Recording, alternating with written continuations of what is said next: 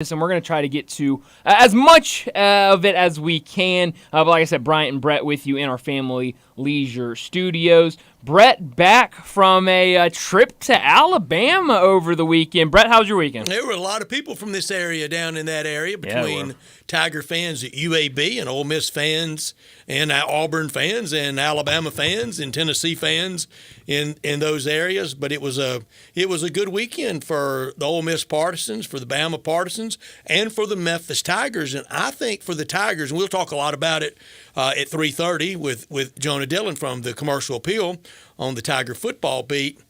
I thought the Tigers and Ole Miss had a very similar great win. They both did it with kind of playing their C game.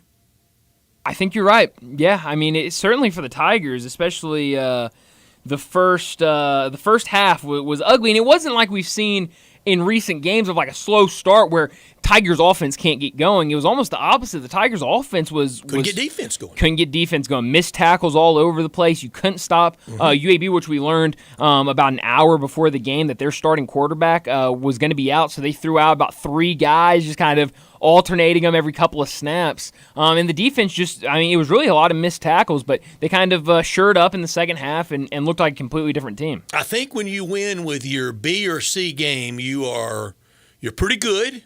And you're really lucky. Yeah, no, luck certainly. And I think both those teams were very lucky this weekend. We've had so much to discuss, and then yesterday I'm driving back. Oh, man. I'm somewhere on 65 or 72 or somewhere, 78, not 72, 78. If I was on 72, my mapping system was really bad. But I'm somewhere on the road yesterday, and I probably shouldn't be, but I'm scrolling through the Twitter machine and driving. I think I'd actually even stopped. I do, I swear. And because I try not to be distracted while I'm driving. Better man than I. I know. And we all need to be more careful. Yes, we do. But the news of Steven Adams, it just changes everything. It was soul crushing. And the reason why, and I'm sorry, I can't mask it with some faux optimism and the rally effect. Because we saw clear-cut last year from January 31 on just what that void really means. Yeah, I mean, Brett, how about this? I was sitting in church when that news came down. I had my watch on, and I kind of scrolled down and saw. I almost jumped up and said, "Preach! We need to say a group prayer right now." I mean, we got to pray for the Grizzlies. But a love offering. But no, I mean, it was. You're absolutely right. I mean, this injury to Steven Adams, the fact that he's going to be out for the entire year, is a bigger blow than John Morant missing the first 25 games of the season. Because like you just said, you saw what this team looked like on the interior when Steven Adams missed last year. Guards, plenty of guards. You got great guards on this team.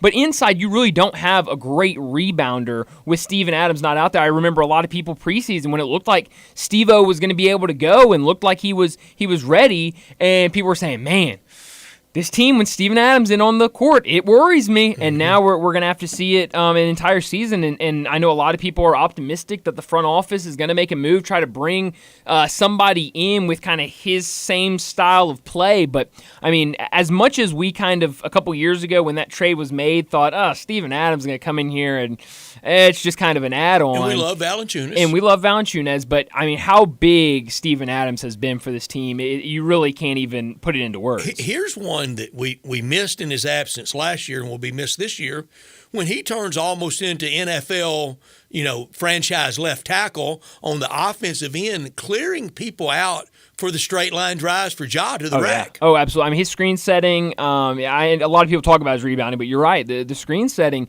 that he brings for those guards is one of the best in the game right now from a true center. And so, and when the prevailing defense around the NBA now for Ja is don't let him drive. Exactly. Make him hang around out at the arc.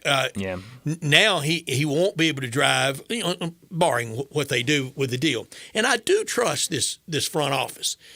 I don't know if it's quite the just unmitigated trust I once had, their peak level, but it's still really high.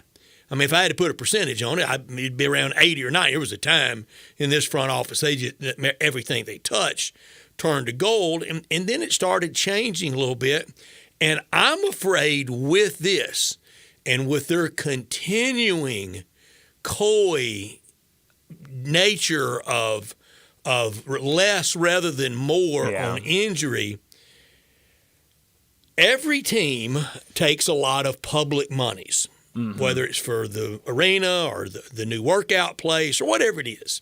Everybody does that. But at a time where we're getting ready to collectively, as a community, dig deep. Now, individually, I would say most people's part of their tax bill out of the new spending on football and basketball stadium and whatever they might spend on, it might approach what you're spending on coffee a month. Right. I mean, you're not going to get a bill and go, honey, I don't know if we can stay here over the bill for the Grizzlies. It's just not going to be anything approaching that. But at a time where you're asking people in that big number, around town to do this, I think you need to shoot your customers straighter than they have been. I don't think you play that head fake game with your customer as much as they have on the injury front news. Yeah, I mean, that's one of the things when you talk about, I don't want to say not trusting the front office, but just this kind of... it erodes the trust. It does. And I mean, you look at, I don't know how other front offices operate around the league. About like it, because everybody's is so top secret now. But I mean... And this Michigan Stafford stuff is just going to make it worse. It's just going to make it worse. But, I mean, you look at a lot of the reporters around. I mean, I know DeMichael Cole, who we'll talk to later today, Drew Hill, it seemed like it was a complete shock to them when it came out. People around the organization, it seemed like it was a shock. Stunned. I mean, as reporters, you usually kind of hear things around, and maybe it's not news yet, but you kind of get it before everybody else, or you hear it around, and I'm sure it did. And so, I mean, that's the thing that is shocking to me, because we've talked to DeMichael about this, and on air and off air, and he said, when it comes to injuries, we find out when everybody else finds out, and we don't know anything more than anybody else knows. And what we've seen in the past couple of years is it's very little that comes out from this team about injuries. And so for Steven Adams, and of course, who reported it first? Who was it? I don't know. Oh, it was Woj, wasn't it? Or Shams, one of the two. It was Woj, wasn't it? I think. Yeah, and so it was certainly one of them. And so. But just the fact that he has been out since January last year, and it was always he'll be ready around time. He'll be ready around time. Then he's playing in preseason games. You're right. He's playing in preseason games. He looks good. It looks like everything is going really well, and he's going to be fine for the regular season. And then 4 days before opening day, 3 days before opening day, bombshell drop, and not only is he going to be out for a month, 2 months, he's going to be out for the entire season. I mean, you can't sugarcoat it. This is a massive loss for this team. And okay, so they may make a deal, and we'll see how the deal how that works. But if they don't do something, I tried to Google yesterday the record for a player fouling out in 1 year, and I couldn't get a season number. I got career numbers. Jaren Jackson would foul out if they raised the foul to eight fouls a game. I mean, he will be a foul machine, having to be that. I mean, we saw it in the FIBA games in the Philippines. It was really sad. To see that, and to see him kind of steal that unfundamental, that gangly, that out of position, still when being asked to play that role. Now, when it's a different role, more not low post, sure, it's defensive player of the year stuff. Absolutely, it is. But that's with Steven Adams also back there defending that cup. I want this at the text line, 901-360-8255. Whatever your win total was, how much does this lop off of that? If you were at whatever the number is, if you were at 55, how much does this lop off? If you were at 46, we were going to do this. We are going to do this official with the official stamp on Wednesday. I'm going to do win total. I was at 47. I'm down to at least 42 or 41 now. Wow. If not more. Jay Morgan texted me when we were talking about it yesterday after the news came out, and he told me point blank, he said, when that news came out, I went to whatever sportsbook he uses. Run to him. That's smart. And got the under because, this just changes it so much. What was that number, 46.5? 46.5, 40, something like that. I don't remember. What did it adjust to? Let's see what it is right now. You're going to have to give me a second. But I want people to give us that number at 901-360-8255. I don't want to do the Grizzlies freak out thing. I don't think we have in the last 11 minutes. But this is huge. No, it's big. And we know it is because we saw life without him last year. We saw a team last year. Okay, I won't say NBA Finals, but dang sure Western Conference Finals. Oh, yeah. They didn't sniff of that. Yeah, and you just saw, it seemed like every single game, especially in the playoffs, we would come in and say, it was the rebounding. They got out-rebounded. They couldn't get offensive rebounds specifically. Second chance opportunities. His passing off a rebound to get the break going is something that will be badly missed. No, you're absolutely right. Right now, on the first sports book that I opened, it looks like the Grizzlies' win total is now down to 45.5, which I don't remember. Not a collapse. Yeah, I think it was about 46.5 maybe. Okay. Last time that makes looked. me feel better. Now everyone's hammering. Probably should have known that before I went off the last 11 minutes. Well, everyone's hammering the under. But so it's. Well, I don't mind that because the public's usually always wrong. That's a good point. So we'll see what they do. Like you said, it sounds like a lot of people think they'll make a move, and so we'll have to wait and see kind of what kind of move they can make to try to get somebody down there because, like you said, Jaren is not a 5. He is a 4. As much as ever since he's been drafted, everybody has wanted him to be a 5, and he just has not. 4. Yes, he has not developed into a 5, and I don't think he will. He's a 4, and he's a fine 4, but I don't think you can rely on him. I think 1s and 5s are born. Yeah, you don't make them 1. Right, and it sounds like at least starting off, you're going to have Tillman at the 5, which Tillman has done a fine job. But he's not. A man named Hashimura showed. That is true. He's just looked like Kareem Abdul-Jabbar. He is just not Steven. There are very little Steven. I've very few times seen a man go over and pick up another forward and carry him multiple steps until I saw Steven Adams do it. There's just not many people like him in the modern NBA. And I don't want to be too big in the blame game. He can't help he got hurt last January 31st. He can't help even the diagnosis and the long rehab and the willy won't but they can be more candid with their ticket buying public. That is a bad look, and that's how it erodes in the front office we trust. Yeah. When I don't even necessarily blame the I know they don't care. No, they don't care. But I don't necessarily blame the front office for trying to go a different route than surgery to try to make him, healthy enough to play. But like you said, I wish there was a little more transparency on the whole situation than there was because like you said, there was just none. But I think for the amount of public money that's been dropped into, and we're glad to have it, but dropped into Beale Street, DBA, Memphis Grizzlies, we need a little more transparency. No, I agree on that. I certainly agree because I don't think it's much to ask. I don't think anybody saw that bombshell drop in at least yesterday. Feed it to your media arm. Yeah. About that media arm, about the biggest thing they breaks, who's the entertainment on MLK Day? Yeah, well, you're right about that. But because you're right. Now that I'm starting to think about it, I did see a couple of people from their own media department tweeting out after that news drop saying, I did not see this coming. This is a shock. I feel sick, whatever.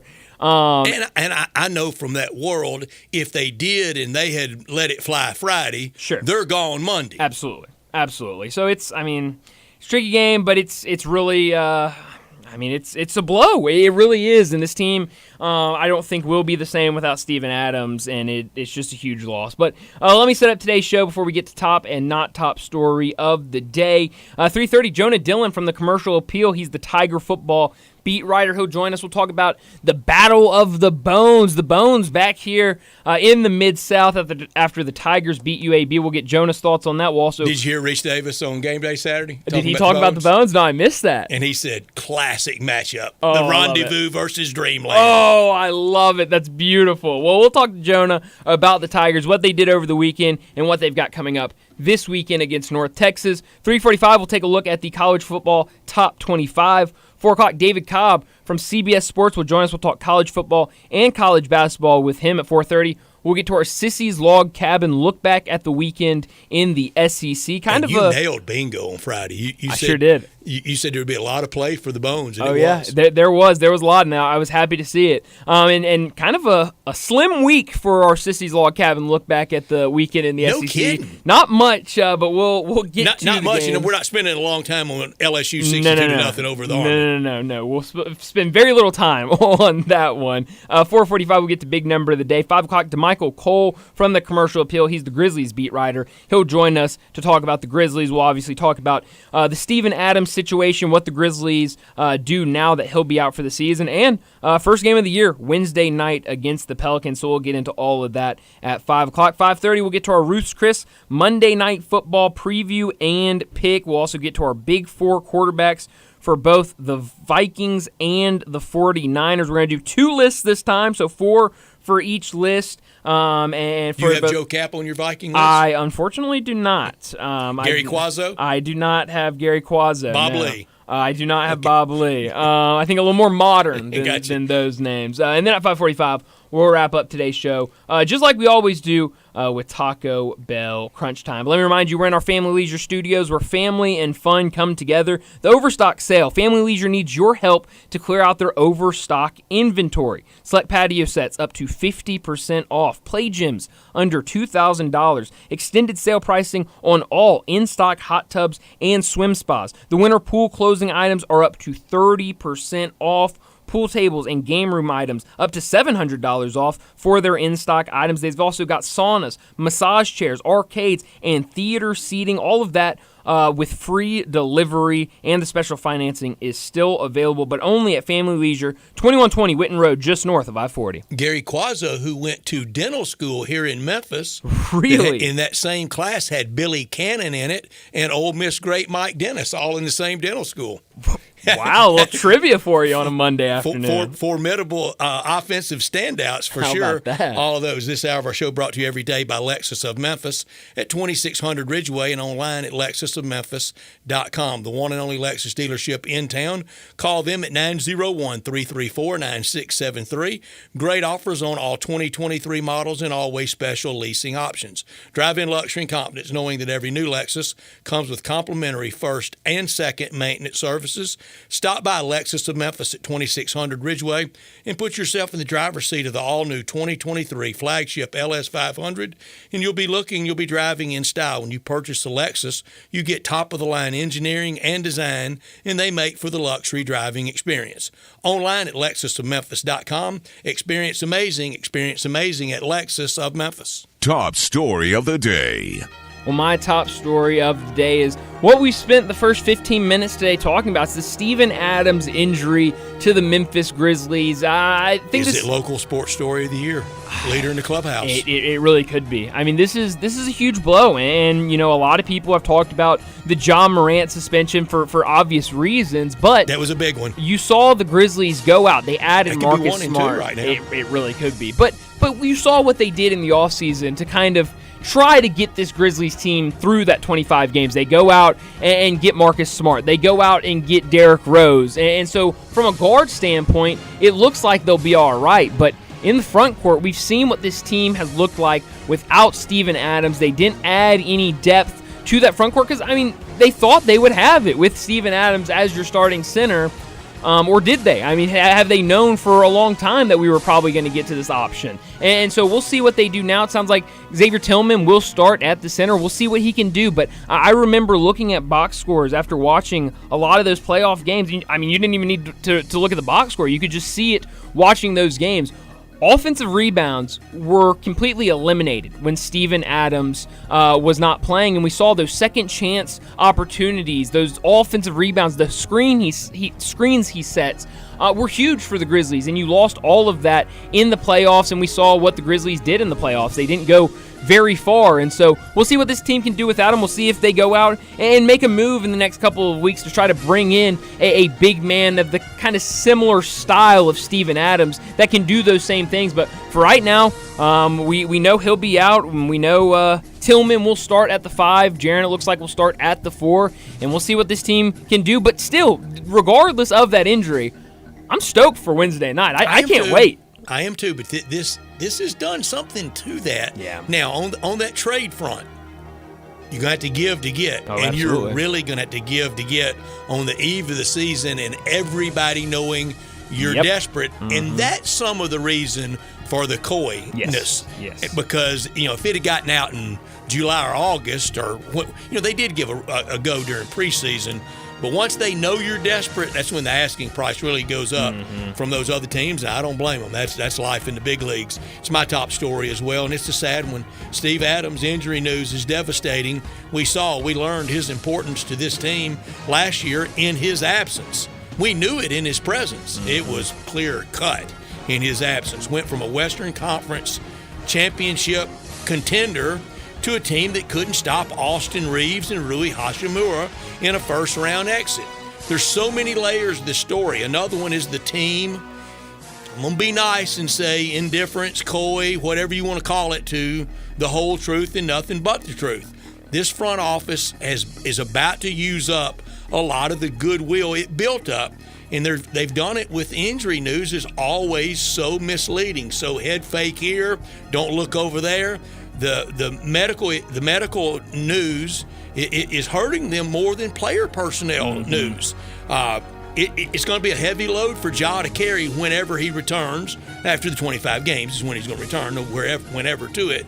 And he's going to have a great year after he returns, because next spring, and who really thinks now this team is a deep run, if the Grizzlies lost in the first round again next year, now that would be through 5 years of Ja winning one playoff series.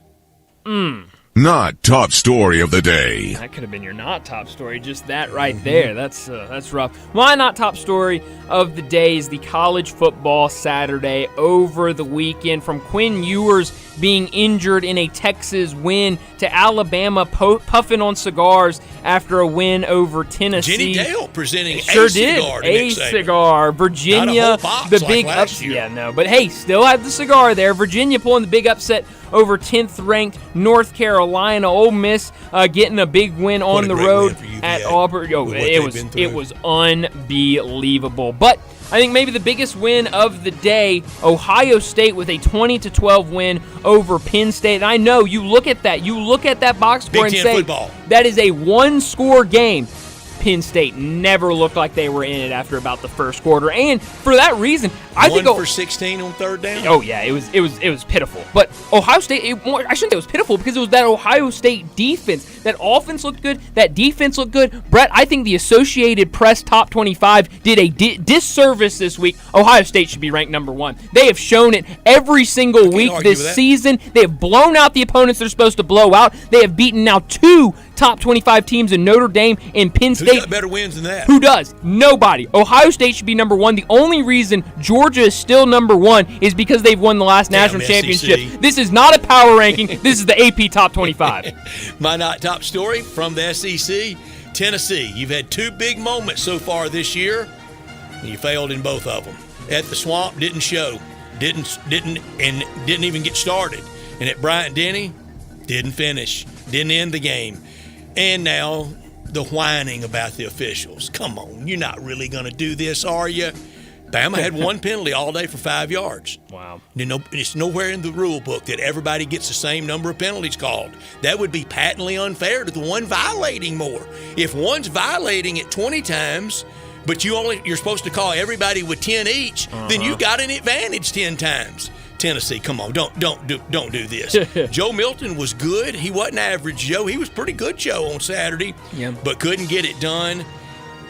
And now it looks like Tennessee, after going to that Orange Bowl this year, where's Steve Spurrier when we need him? Can't spell citrus without UT. Yikes. Well, and I have a team out of the college football playoff. Do you? Tennessee. Oh, that's true. Yeah. Well, I'll do it for top and not top story of the day. We'll get back to a lot of college football talk. We'll talk about it in our next segment when we talk Tigers with Jonah Dillon. That's next on Sports Time. Start your day with Sports 56 Mornings with Greg Gaston and Eli Savoy. Weekday mornings from 7 to 10, right here on Sports 56 and 98.5 FM.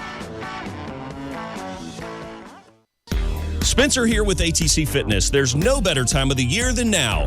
Football and fitness go hand in hand in the fall. And with individual screens on each piece of cardio and multiple big screens throughout the rest of the club, you'll never miss a bit of the action watching your favorite team. ATC Fitness continues to be the Mid-South's choice for fitness, family-owned for 30 years, and proud supporters of Coach Silverfield and the Memphis Tigers.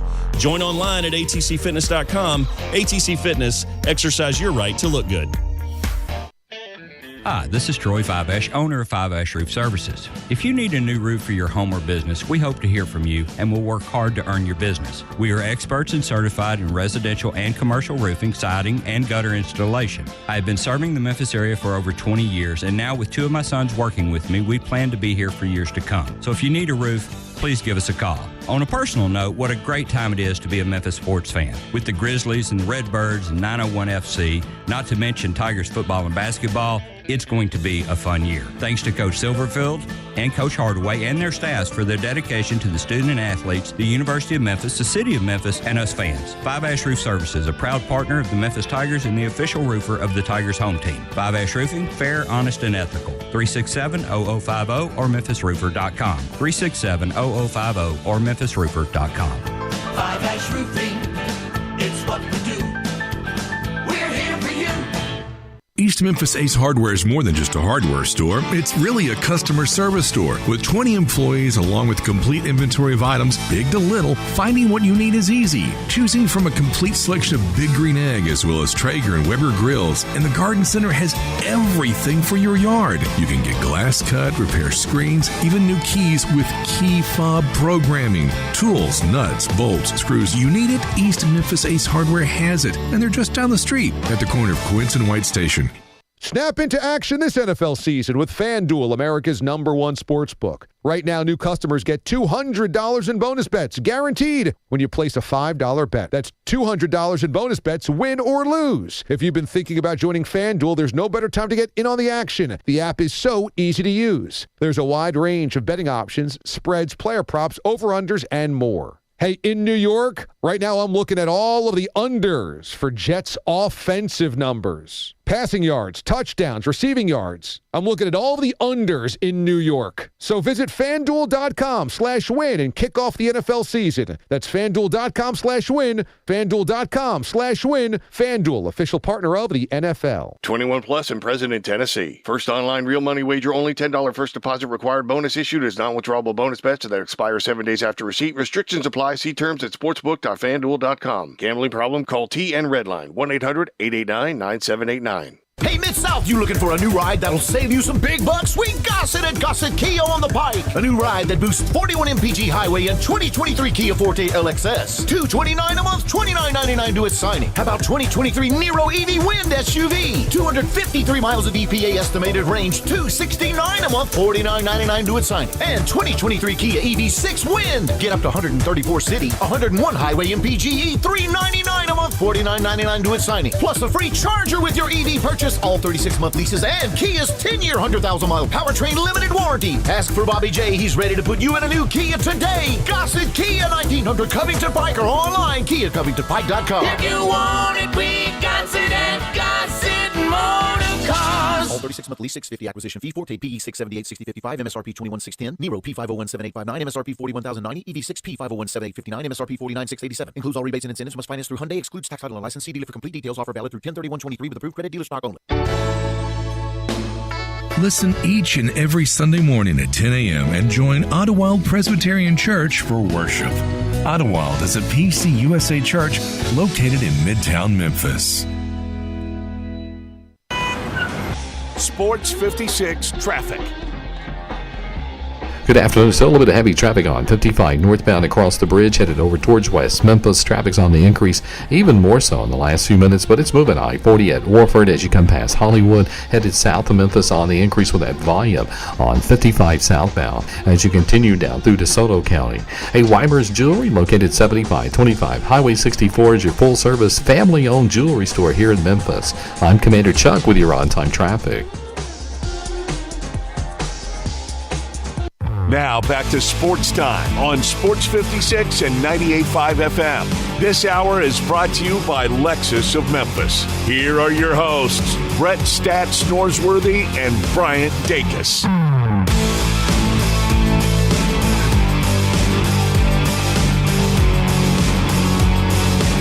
Welcome back into Sports Time. Bryant and Brett with you, and joining us now to talk about the Tigers and their game over the weekend down in Birmingham against UAB. Jonah Dillon from the Commercial Appeal. He's the Tigers beat writer for the football team. He joins us now. Jonah, thanks so much for joining us. And for the Tigers this weekend, first half a little shaky for them, but it wasn't the offense this time. It was the defense. Some missed tackles, letting UAB with, I guess, 3 backup quarterbacks in, you could say, running a 3-quarterback system. Had a lot of good opportunities early, but the second half they smoothed out, looked like a much better team. What did you make of Saturday's win? Yeah, well, it was certainly a bizarre game. The first half was basically everybody, I think including the Tigers defense, trying to figure out who was playing quarterback for UAB and what they were trying to do. They scored on 3 plays on the first drive, and they were just kind of, throughout the first half, I mean, it was to the point where they were changing quarterbacks play to play, and because there was a time in the second half where somebody threw an interception, it took us a while to even figure out who the quarterback was that had thrown it.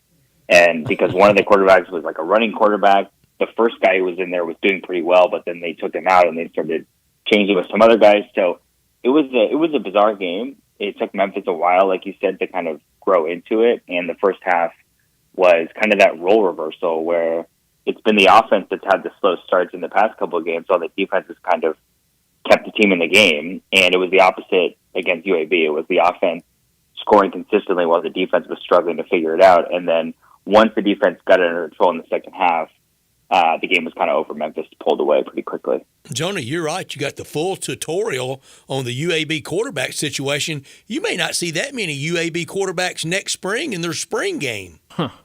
Yeah, I don't think so. I thought, it was bizarre because Jacob Zeno, who's their usual starting quarterback, was out there doing warm-ups. He was preparing. So I was hearing from a couple people asking me, is Zeno going to play? And I didn't even realize that he was an injury question. I guess he had taken a hit in the game the week before. Real late and hard, yeah. Was a concussion protocol, yeah. But and then Trent Dilfer said after the game, UAB's coach, obviously, that Zeno cleared protocol, but that he didn't feel confident putting him out there. But it looked like that decision was made, really close to game time. I'm talking about 20, 25 minutes before kickoff. He was out there warming up. And so at that point, obviously, we were assuming he was going to go. And their strategy without him was not to just put in the backup. It was the guy who came in first, I think, was the third string. Then we saw a fourth string quarterback, and then we saw the backup, eventually who we thought was going to be the guy who just played quarterback for them. So it was, I'm going to guess we're not going to see 3 different quarterbacks playing for the same team the rest of the season, but it is college football, so never say never. That was a topper. I mean, it got down to, you really have to wonder if some of the people on the team knew who that third guy was. Yeah, well, there was one guy who was, you could tell he was more of a running quarterback. And it really, because the first 2 drives, the guy who was in there was moving them down the field. The first drive, it took them 3 plays. And then the second drive, they pulled off some kind, I think it was like a 6-minute drive where they basically got everything they wanted and they just marched down the field. And then they changed quarterbacks after that, which I'm going to guess obviously was was planned before the game. But at the time, we were kind of like, well, this guy, Memphis has no answers for the first guy, so maybe you just stick with him. And that really just all those things happening made it just a bizarre first half. And you could tell that, Memphis was obviously caught off guard. And then whatever happened at halftime, they went in there, they figured out, this is the number of this guy. If he's in there, quarterback, we need to do this. This is the other guy, and this is the other guy. And once they came out for the second half, it was just a totally different game. Jonah, my biggest takeaway coming out of the Tulane game, I voiced this last week in our discussion, is I left that game thinking Memphis has a good team. I know they have a good team. And I think you are really good when you win by 24 on the road against anybody when I think you play your C game. And I think that's what it was Saturday for Memphis over UAB. Yeah, I think the second half was pretty much if you want to be optimistic about this team, and exactly what you're talking about, because we've seen it all season, we just haven't seen it consistently. That second half was as close to a complete performance as we've seen from them, because the defense had everything going. Not only did UAB stop moving the ball, but they turned it over, and the defense obviously failed to force a turnover against Tulane, and then really just took control of the game with the turnovers against UAB. And when you do that, and then you move the ball offensively, it doesn't have to be flashy, but if you consistently move the ball, this team, they can compete with anyone. And that's one of the things, we're talking about the defense, and rightfully so. But the offense, Seth Hennigan just had we say it as a negative connotation, but he had a game manager type of game. He moved the ball, and he made plays when he needed to. The run game was working. It was there. And it shows you can win a game like that. It doesn't have to be some kind of shootout. You don't have to throw over 400 yards. You can rely on your defense, get turnovers, and then pounce on your opportunities. Team sport. Absolutely. Jonah, I didn't even realize until I saw your tweet on Saturday that was Simeon Blair's first career interception. How big has Simeon Blair, and also Chandler Martin, both as transfers coming into this defense, how big of an impact have they made on this defense? Yeah, Simeon Blair is huge. I was surprised when they told us that the SIDs after that, because you assume, he's played college football for so long and he's played at a high level. You would assume as a safety you'd have one, but he's one of those guys where he has such a tangible impact both on and off the field. To be a captain of a team as a transfer is really impressive, and obviously we know that he came from Arkansas and was already a captain there. But you can tell how quickly he's made an impact on this team and how important he is. Aside from stats, interceptions, things like that. Chandler Martin is obviously the team's leading tackler. He came from ETSU and is somebody who had a really good pedigree there. But obviously that's a lower level, so you never know with some of these guys what it's going to look like when they jump up, because he was playing in an FCS school. There's a lot of guys. If you look at the defense, Diego Brumfield, who I wrote about earlier in the season, came from Campbellsville, which is NAIA, which isn't even in the NCAA. He came right into Memphis and is a starter at cornerback. So it's really interesting to see where they're looking to find these guys, because those three guys all coming from totally different places, different levels of competition, and they've all had a huge impact so far this season. That's a really good point, especially when you throw in Diego Brumfield, because he's had a really good season as well. Kobe Drake, another guy that we've talked about a lot. He was the leading receiver on Saturday, and they were talking about him on the broadcast. Favorite. He's become a fan favorite, a almost Swiss Army knife, maybe a guy that Seth Hennigan looks to when he's in trouble. What have you made of this season that Kobe Drake is having? Yeah, I was going to tweet this after the game. I think he might be the most beloved player on the team right now among fans, because it feels like every time he does anything, people are ready to praise him, right? He's one of those guys, he's got an incredible story, and part of it is also that he was a walk-on when he got here as a receiver, and he's part of this kind of train now. It started with Anthony Miller and then Calvin Austin, of guys who came to Memphis as walk-ons at receiver, and then went through the program, kind of learned from each other. Obviously, Kobe talked a lot about, when I talked to him and did a story on him earlier this season, he talked about his relationship with Calvin Austin and how important that is. And now he's a guy who's contributing, and he had a career high, I think 6 catches on Saturday. And the thing that's interesting is that he's that guy on third down that Seth Hennigan looks for. You can tell earlier in the season, it was kind of like, who's that target going to be, that security blanket type of guy. And it's become Kobe Drake. He's the guy across the middle of the field on third downs that Seth Hennigan is looking for a lot. When I talked to Kobe Drake about it, he said I want to be the guy on third down, but I also want to be the guy on first and second down. So he wants an even bigger role. He's obviously the punt returner as well. And you can see how his role has grown throughout the season, and I would expect him to be a big part of the offense moving forward. He played high school football and is from Whitehall, Arkansas. That's right outside Pine Bluff. They played really good high school football. But I just wonder what kind of offense they ran. I don't know. I don't know if it was like a lot of these offensive now that are very pass-oriented or not. We're visiting with Jonah Dillon from the Commercial Appeal. He covers all things Memphis Tigers and does a great job with it. And you make it easy on game day to not be there and be able to keep up with everything going on, Jonah. And I love that aspect of it. As I was away and I got to watch some, but didn't get to watch all. So coming out of the Tulane game, almost to a man, led by Seth Hennigan, they said, we got to win out. Well, 1 down, 5 to go. Yeah, in a sense, they went, you're going to go win on the road. It's going to be difficult. It had been difficult for Memphis under Ryan Silverfield. I believe it was 4-12 before this game since he's been the coach on the road. And Memphis went out and, like we talked about, it was shaky in the first half, but ultimately you go out on the road, you win by 24 points. We know that UAB has struggled this season, but again, it's a win on the road. I think one of the things interesting coming out of the game, when you look at the way that UAB approached it, especially with the quarterback, it was almost like they approached it coming in, okay, this is a team where we're big underdogs against, and we're going to have to create a chaotic game and hope that we can come through it the way you would expect a team that's playing a team from another level to kind of approach it, of like, we need to do something different to make sure that we can kind of throw them off guard. And obviously they're a team that's new to the conference this season. I'm kind of interested to see Memphis has a stretch here. North Texas obviously is coming up on Saturday, and then Charlotte in a couple weeks. Those are teams that are new to the conference. Kind of interested to see if they approach it the same way, of like, Memphis is a team that might be at a higher level than us, and we need to do something different to give ourselves a chance to win. A really fun year is unfolding for the Memphis Tigers. All right, Jonah, 2 things, and we got to get out, but I want to ask you, do you feel like you were cheated not having the Legion Field experience? And the second question, are you shocked that we eat barbecue for breakfast, lunch, and dinner? Okay, well, I'm not shocked by the second one. Okay, good. Yeah.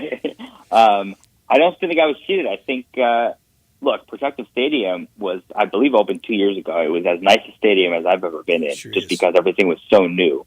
The press box was wonderful, and especially getting used to, the Liberty Bowl is nice, but you miss nothing in Legion Field, Jonah. Nothing. It's been around for a while, yeah. No. Legion Field, it would have been cool. I wouldn't have complained, but Protective Stadium, there we go. Check another one off the list, and it was a good experience. Heck yeah. Well, it should be a fun one this weekend. Like you said, Tigers playing North Texas down at their place. I think 8-point favorite right now for the Tigers in a road game. But, Jonah, thanks so much for joining us, and hopefully next week when we talk to you again, we'll be talking about another Tiger win.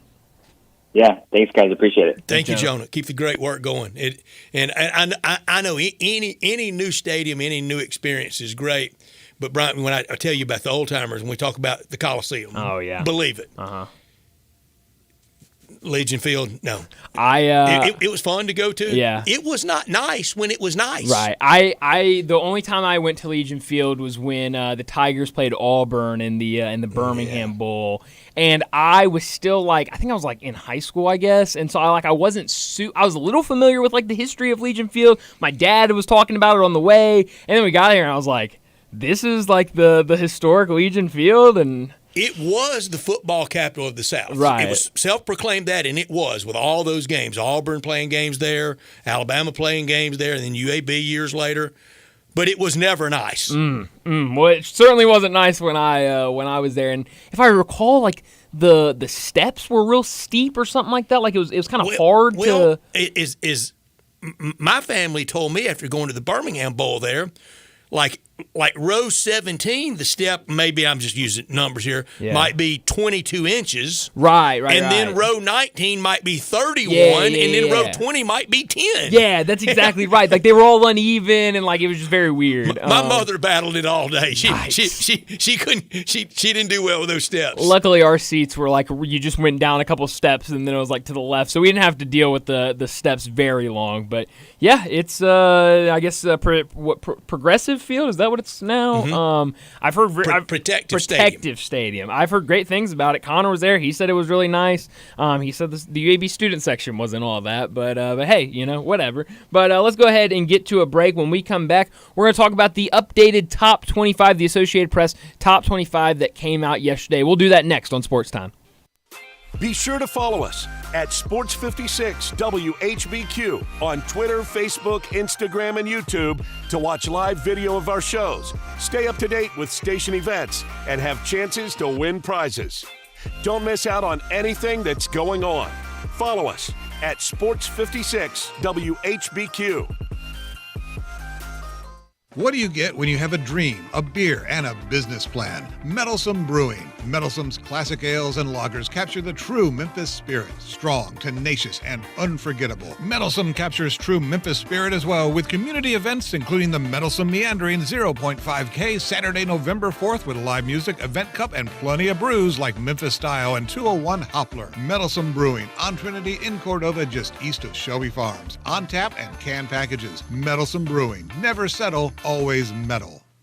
Sports and blinds, they just go together. And right now, all Sports 56 listeners get $50 off any order at Blinds Etc. South. Real wood, 3.5 to 4.5 inch plantation shutters made in the Mid-South are always affordable at Blinds Etc. South. And now get $50 off your order. Get your free in-home consultation at 901-681-0225 or go to blindsetcetera.southllc.com. Upgrade your home with custom-made plantation shutters and window treatments from Blinds Etc. South. Roofs, and more roofs. Chris Price here with Metro Builders. Is your roof leaking? Do you have mold stains on the ceiling of your home or business? Is your carrier denying your claim or offering a repair simply because they don't have enough documentation? You need a contractor that performs work for insurance claims for policyholders each and every day, and Metro Builders is here to assist. Call Metro Builders. At Metro Builders, we provide free estimates, consultation, and claim repairs. Metro Builders' process of arriving, inspecting, diagnosing problems, and estimating is second to none, commercial and residential. Our team of Hague-certified technicians are standing by to assist you with providing estimates and photos to your carrier to document your loss. All you owe is what your policy states. No large fees on top of the final scope. We use high-grade materials and are certified by companies like Atlas, CertainTeed, Owens Corning, and Mulehide with labor warranties up to 50 years on all of our jobs. Metro Builders provides roof repairs across the Mid-South. Call Metro Builders to schedule your inspection free. Call me. 901-375-1717. That's 901-375-1717. Memphis's oldest restaurant, Coletta's, was established in 1923 to give Memphians the best Italian food possible. And I'd say they got it right. They are the creators of the barbecue pizza. It was Elvis's favorite, and I know for a fact that a large will feed one person all weekend. If you need to feed several, though, Coletta's caters any event. Choose from homemade lasagna, ravioli, Alfredo, primavera, and so many other delicious items you can't help but enjoy. Impress employees or clients and treat them to Coletta's for lunch or dinner. Plan ahead and get your holiday party booked at Coletta's. Elvis's favorite place to go eat with his buddies at the South Parkway location, and Coletta's even has an Elvis room dedicated to him. Call Coletta's on South Parkway at 948-7652 or Appling Road at 383-1122. Coletta's. It was Elvis's favorite, and it should be yours too.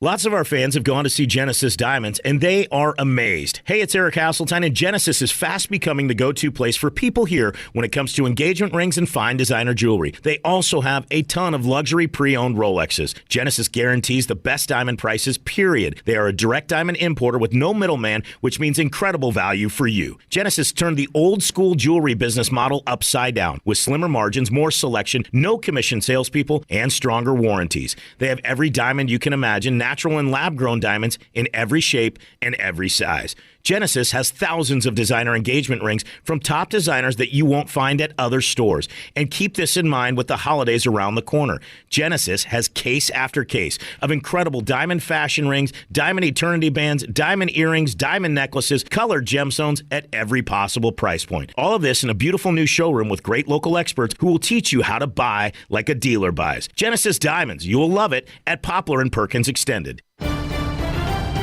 Kevin Harlan gentlemen, here from Westwood One, from Minneapolis, the Vikings and 49ers take the Monday Night Football stage this week. Brock Purdy and San Francisco coming off their first loss of the season. Now they face a Minnesota team looking to build on their win last week. Join Hall of Fame quarterback Kurt Warner and me for all the action on Monday Night Football. Right here on Sports 56.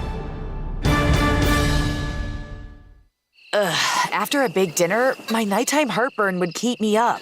I'd be taking antacid after antacid all night long. But then I tried Prilosec OTC. Just one pill a day blocks my frequent heartburn for a full 24 hours, giving me one-and-done heartburn relief. Without heartburn keeping me up, I could have a restful night's sleep. Prilosec OTC. One pill a day, 24 hours, zero heartburn. It's possible while taking Prilosec OTC. Use as directed for 14 days to treat frequent heartburn, not for immediate relief. O'Reilly Auto Parts' new Brake Best Select Pro brand raises the bar for the best aftermarket domestic brake pads and rotors available. For vehicle-specific friction formulations, Quiet-Tech noise-canceling shims, and stainless steel hardware, choose Brake Best Select Pro. Professional-grade brakes from the professional parts people at O'Reilly Auto Parts. O'Reilly Auto Parts. Now back to Sports Time on Sports 56 and 98.5 FM. This hour is brought to you by Lexus of Memphis. Here are your hosts, Brett Stats Norsworthy and Bryant Dacus. Well, Brett, we've got a new top 25 after another week of games. Most of it, little change, I guess. The biggest old boss meet the new boss. Yeah, really. But a couple big fallers, I guess. North Carolina, obviously, after that loss to Virginia, at home. Dropped 7 spots. Yeah, at home. On the CW, by the way. I don't know how many college football games you've watched on the CW. I turned to this year. CW and all I saw was One Tree Hill.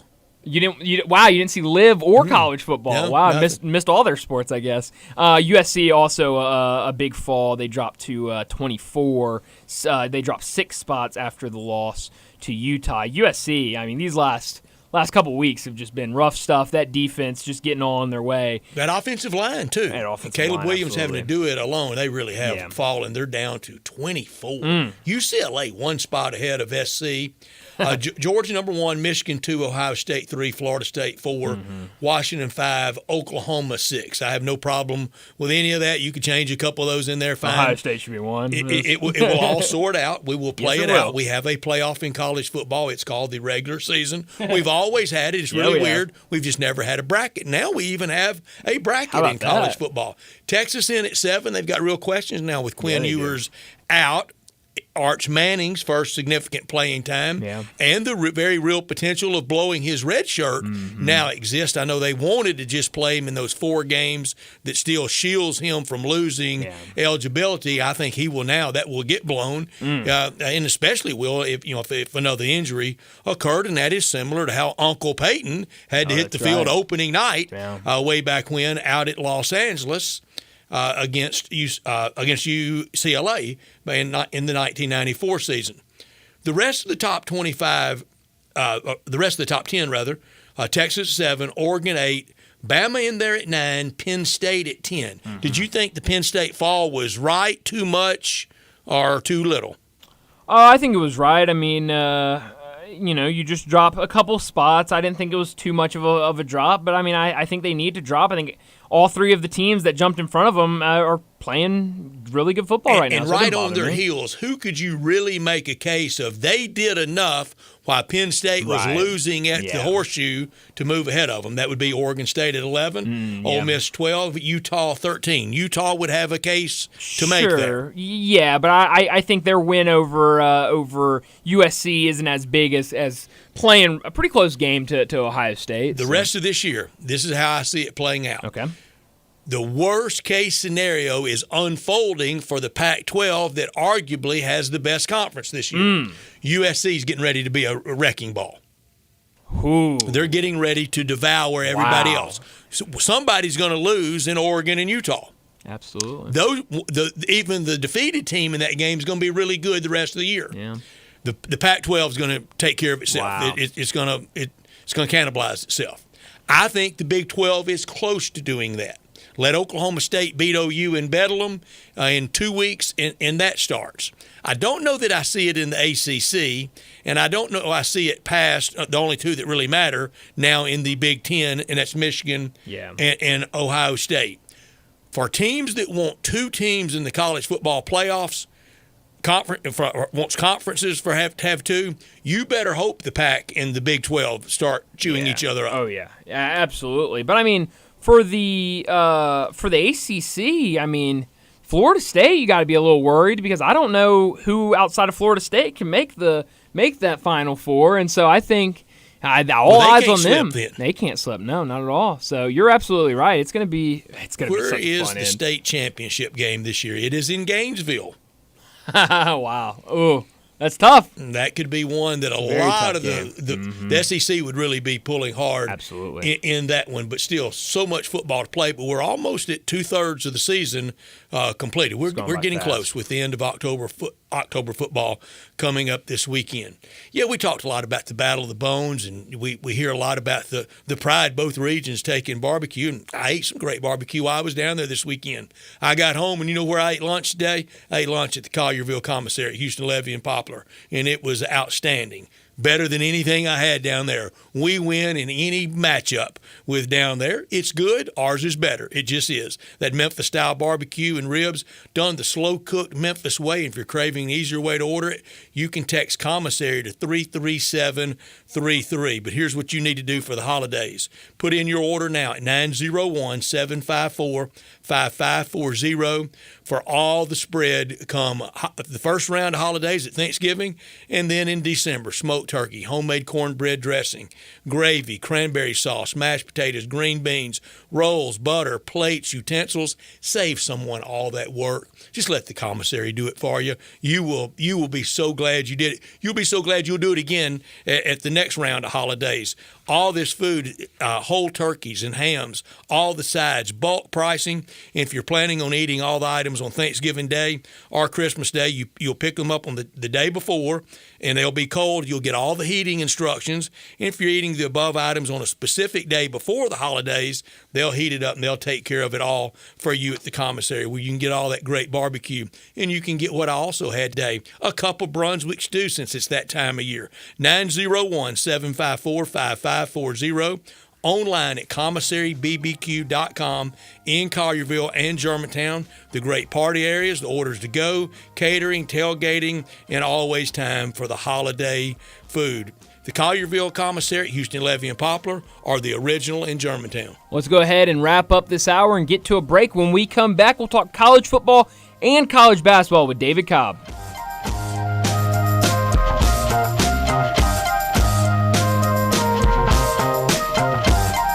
Oh, come on, it's funny. Can't do it. Trick or treat, here's some meat. Seriously, the Central Barbecue spot for October has been about Halloween for like 5 straight years. Look, you've done the ladling Central Barbecue beans into their bag thing. Yeah, I got in trouble both times. They didn't like the phrase ladling beans into their bag. Well, what else happens in October? Hey, I tell you what, do they do any pumpkin spice stuff? God, no. That's good. I'm tapped for anything else for October. How about just a straight spot about how great the food is at Central Barbecue? What, like Central Barbecue has the best slow-smoked ribs in Memphis? Yeah, something like that. Too boring. It doesn't matter, we're out of time anyway. Go where the season takes you, and it'll take you to huge savings at Gossett Mitsubishi on the Pike. Be packed with power in 2024 Mitsubishi Mirage G4. 37 MPG combined, $18,755 or $199 a month. Ready for adventure? 2023 Mitsubishi Outlander Sport, $25,595 or $299 a month. Plus 7 seating and top safety pick 2024 Mitsubishi Outlander SUV, $32,185 or $399 a month. And every new Gossett Mitsubishi is equipped with Mitsubishi's 10-year, 100,000-mile powertrain limited warranty. You want it, we Gossett. Gossett Mitsubishi, 1870 Covington Pike, or 24/7 at memphismitsubishi.com. If you want it, we Gossett at Gossett Motor Cars. All 84 months, 500 military rebate, loyalty, conquest rebate, 500 G4, RHFO 1918, MSRP 19255, Sport, PU 015-137, MSRP 26595, Outlander RZ 006545, MSRP 33185, includes all rebates and incentives, PF 695, excludes tax, title, and license. See dealer for complete details. Offer valid through end of the month with approved credit, dealer stock only.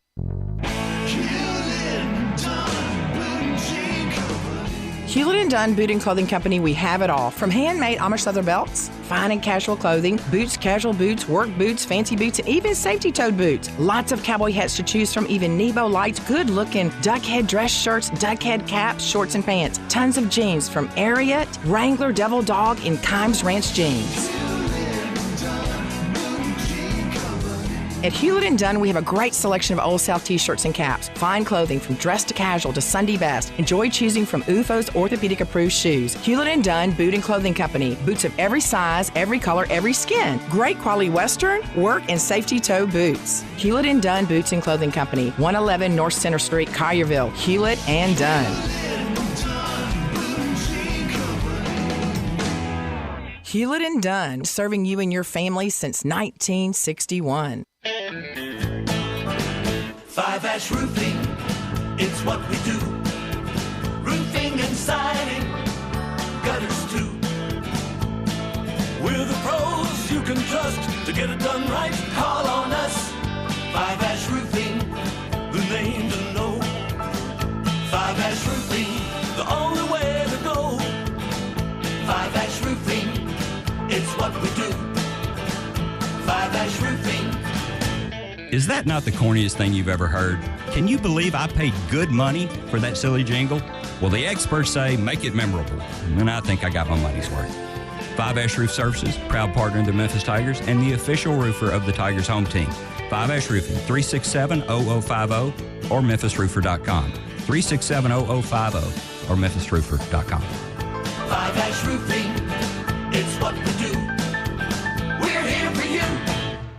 How long has it been since you heard the term being overstocked? Well, it's happened at Family Leisure. Yep. That means you get the savings, like select patio sets that are up to 50% off. If you need a play gym, you're in luck because they're also overstocked and start at under $2,000. Pool tables and game room items up to $700 off of in-stock items. Saunas, massage chairs, arcades, even theater seating. Special financing is available with free delivery. Family Leisure is extending sale pricing on all in-stock hot tubs and swim spas. And if you need supplies to close up your pool for the winter, Family Leisure has them up to 30% off. It's been a while since you've heard of an overstock sale, but Family Leisure is right in the middle of one. Huge deals and a huge overstocked inventory. That means great savings for you. It's happening now at Family Leisure, Witten Road at I-40, where family and fun come together. Ole Miss Rebel Yell is back. The Rebel Yell Hotline Radio Show is back on WHBQ Sports 56 and 98.5 FM. Every Monday night at 6, hear the latest news on your Ole Miss Rebels with Yancey Porter with 24/7 Sports, former Ole Miss defensive tackle Mike Fitzsimmons, Gordon Ford covering SEC Sports Call, and former Ole Miss baseball announcer Gary Darby. From kickoff to free throw to extra innings, your Ole Miss sports on the Rebel Yell Hotline Show right here Monday night at 6 on Sports 56 560 AM and 98.5 FM, your Mid-South sports station.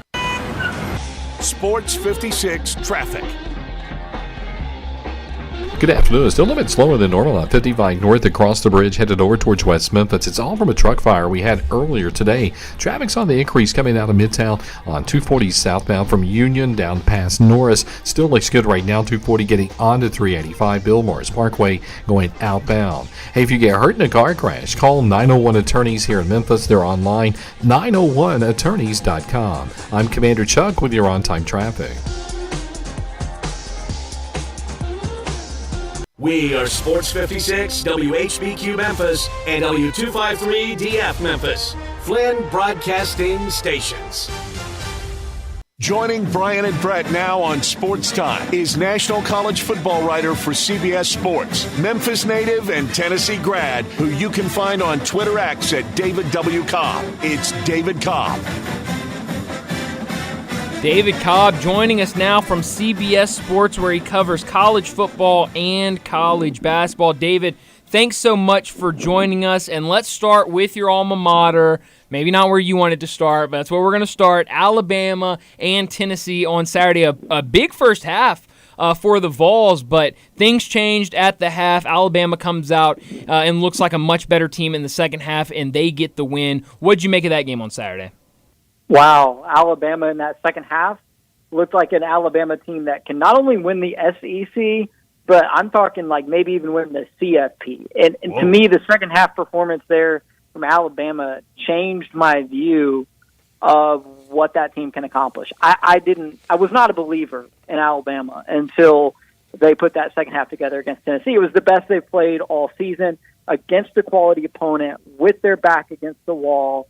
All three phases of the game, they were effective. And that was not anything like the Alabama really that we had seen to this point. Like they had moments and flashes against Mississippi State and Ole Miss, but to do it in that setting, rivalry game against a upper crust SEC team like that was really, really impressive. And it validated Alabama to me. It changed my opinion of the Crimson Tide entirely. And Tennessee gave them plenty of help. The Vols were pretty horrendous all around in that second half. Yeah, and it was a show of force for Alabama that a lot of people didn't think that was in them, and they hadn't really shown it so far this year. The Ole Miss win was really impressive, but it was mostly Ole Miss was really bad that day, more so than Alabama was good. Second half, Alabama was good. David, let's jump forward to the Saturday night about midnight after all the college championship, all the conference championship games have been played. And let's say Texas, they're sitting there and they're crowned the Big 12 champions. For the last year, they're champions of that. They have one loss. They're 12-1. Alabama's 12-1. Who gets in? Who's seeded better? One loss Texas or one loss Alabama? It should be one loss Texas. No doubt. Because we have common sense, David. Right. The Big 12 is weak. The SEC is weak. You can use any data point that you want to try to justify. Them. But exactly. That's the only data point that should matter. When you have on-field evidence, that should supersede everything. Everything. And David, I heard forever from so many that I knew whatever playoff we gave them, they would still find every way they could to tear college football down. They were doing it in this altruistic, I'm looking out for the enterprise, I'm mad at the cartel, I'm mad at the same old names. No, they weren't. They hate college football. And I knew it at the time, and now you get so many of them in think pieces about a scenario like that. And you also get them in this. I love all the people telling me now how much better LSU is than Ole Miss. Isn't that interesting? On-field results matter, and I get annoyed with how much we rely on analytics and some of the other metrics for success when wins and losses are right there in front of us. They played it on the field. They played it on the field, and that should matter. But common sense is dead in our country now. It is. Well, I'm just glad. Honestly, this is one of the things that makes me glad we're going to expand to 12 teams. Because if the number 13 or 14 or even the number 11 or 12 best team in the country gets left out of the playoffs, chances are they didn't have a chance to win the whole thing. But I think this year there's a case to be made that number 5 team that gets left out of the CFP is quite likely going to be a one-loss team that feels like it could win the national title. Yeah. I mean, the way things are trending, there's a pretty good chance we could have 5 or 6 one-loss teams, and how are we going to decide who gets spots number 3, 4, and then who gets stuck at 5, 6? And it's going to be some sort of algorithm that the selection committee justifies to create whatever matchup is best for TV. All those people that whined about that they want to see it played out on the field, that was a straw dog for them. What they really want is they want something like in the basketball tournament where on Thursday at 3:30, St. Peter's upsets Kentucky. It's not happening in football. Yeah, but I'm interested for the possibilities. I think it could make for fun, like with the top 4 teams. But who would be that St. Peter's, David? I mean, if we just went by today's AP poll and went through 1 through 12, Ole Miss, St. Peter's?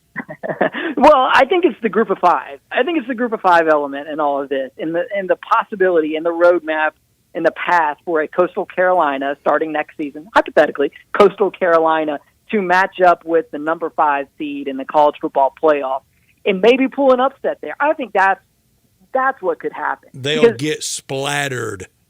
Well, I don't know. I mean, but we'll find out. Like back in the day, you had Boise State pull the upset over Oklahoma, and maybe we get that once every 4 or 5 years on the football field, and then they go and get splattered against the number 1 seed the following week.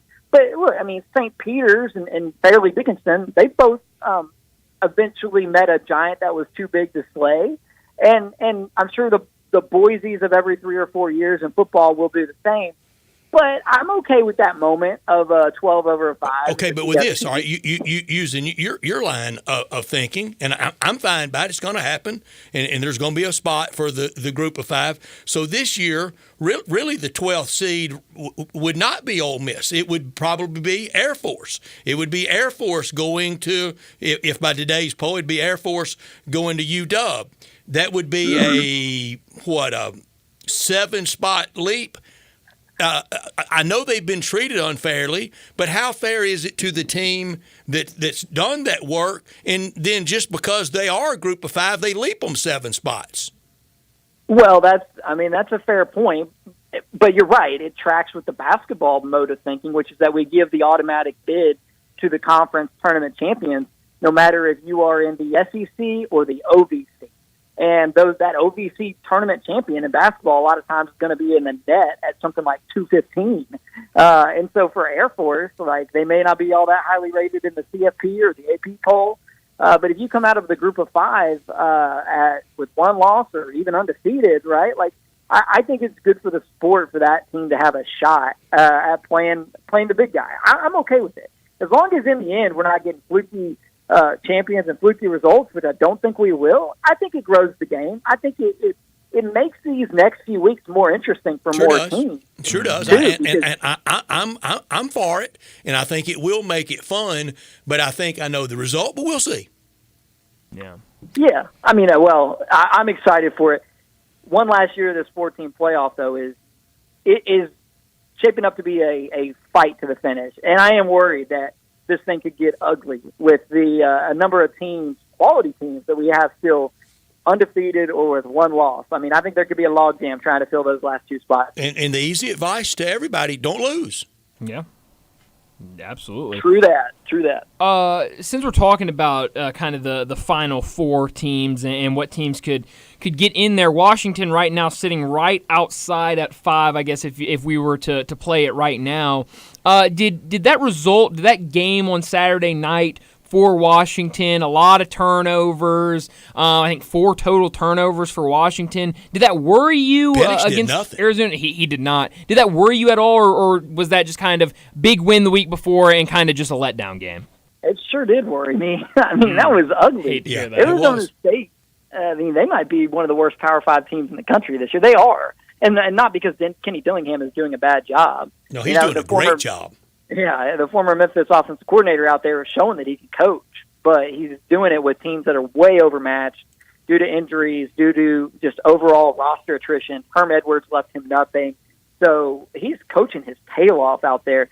But Arizona State had no business being in the game with Washington, and maybe that was Washington's moment, like the moment that Georgia had against Missouri last season, where nothing went right. They couldn't get out of their own way.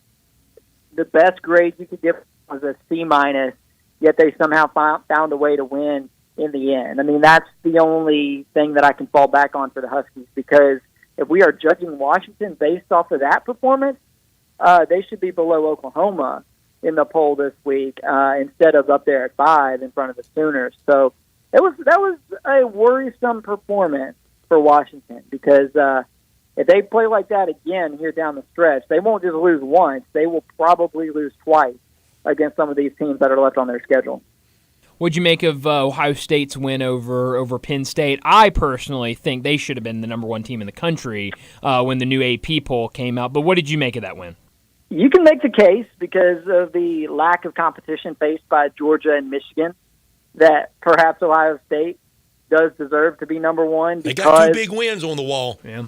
They do. The eye test, I think, is kind of overruling the resume in this scenario, because you watch Ohio State and then you watch Michigan, and then you look at the on-field results of that matchup from the last 2 seasons. It's hard to believe that Ohio State is actually better than Michigan. But right now, that's a good point. The Michigan team is good, man. They are, but the resume for Ohio State is probably the best in the country right now. That's hard to argue with, and so it goes back to what are the voters using to fill out their ballots? Right. Are they using resumes, or are they just using who they think is best? And I think in a lot of cases, there's no set philosophy for the voters. It's like eye test, resume, who was good last year, who have I watched, who have I not watched, right? There's a lot of individual who I like and who I don't like. Yeah, and hopefully I think the AP does a good job of getting a large enough sample of voters from around the country to hopefully mitigate some of those biases. But, Ohio State pretty much choked the life out of Penn State in that game, and that was kind of the fear going in, was that Penn State wouldn't be able to do anything offensively, and that's certainly how it played out. I mean, the Nittany Lions were just woeful offensively, and Ohio State wasn't great either, but they did just enough, had home field advantage on their side, and it sets up a battle royale going into the last week of the season in all likelihood between potentially undefeated Ohio State, potentially undefeated Michigan, spot in the Big Ten championship game on the line, and the loser of that one maybe having to hope and pray for dear life that they still find a way to back into the playoff. Well, we've got one AP voter who covers the UCLA Bruins for the Orange County Register, who has LSU in his top 25 polls, 2 spots ahead of Ole Miss. I wouldn't be surprised if there's more, because it's the name recognition. And I don't know that Ole Miss is getting enough credit for LSU and then also Tulane. I mean, guys, correct me if I'm wrong here, but Tulane has not lost another game. Yeah, Tulane has not lost another game since losing to Ole Miss. So obviously the AAC is not elite, but they are making a case. Tulane is. They're right there with Air Force, chasing Air Force to be the top Group of 5 team in college football. So Ole Miss's schedule hasn't been the toughest, but they shouldn't be behind a 2-loss LSU who they beat straight up, I'll tell you that. I don't think people should get too worked up over polls and bowl projections right now. As I said earlier, or just a few minutes ago, go win. That's the easiest remedy to all this. But time is marching on. It is starting to coalesce. We're boiling this down. And David, when you do bowl projections, do you do it based on projecting or the results to date? Yeah, I look at like the playoff projections. Like if you ask me for my 4-team playoff right now, I'm not just looking at right now. I'm looking at what I think is going to happen over the coming weeks. That's how I view it. Because your colleague at CBS, Jerry Palm, his football 4 right now, it has Texas in the football 4, and I'd like to remind Jared that Texas and OU have played. They have, but they're probably going to play again, and I think he likes Texas in that rematch. Yeah, but I would like to see his preseason predictions, because we know projections and predictions change. They do. How about this with regard to the Texas element now? Quinn Ewers might be out here for a couple of weeks, and that changes the outlook for the old Longhorns a little bit. Yeah. Yeah, that could throw a wrench into plans. They got to face K-State here coming up in a couple of weeks, and if Malik Murphy is not up to task and Quinn Ewers is not healthy, then that Big 12 gets thrown back into chaos real quick, because we forget about teams like Kansas State this time of year, and they have a way of sneaking up on it. David, who had the worst weekend, Arkansas, Michigan State, or North Carolina? Follow-up question for the North Carolina game. How many games this year have you watched on the CW? I couldn't find it on Saturday. I was looking everywhere for it. It was like missed a great one. It was tragic. They even asked me, "Can you write something real quick if Virginia beats North Carolina?" I was like, "I can, but I can't find the game." I was sitting there with the multicast on my Fubo with 4 different games going on, and I couldn't find the one I wanted to watch. It was tragic, and it was also tragic for North Carolina. I mean, they just completely threw away a open road to an undefeated regular season, to a shot at the college football playoff by losing to the one Power 5 team that has been consistently ranked pretty much every week in my bottom 25 this season. However, I will say that Virginia, I am so happy for them. Guys, they have been through so much. With last season, first-year coach Tony Elliott, their season gets cut short by 2 games due to a tragic on-campus shooting, took the lives of players, and then it injured Mike Hollins. Well, this season, they come back out playing in honor of those shooting victims, and they keep losing close games, just like snatching defeat from the jaws of victory.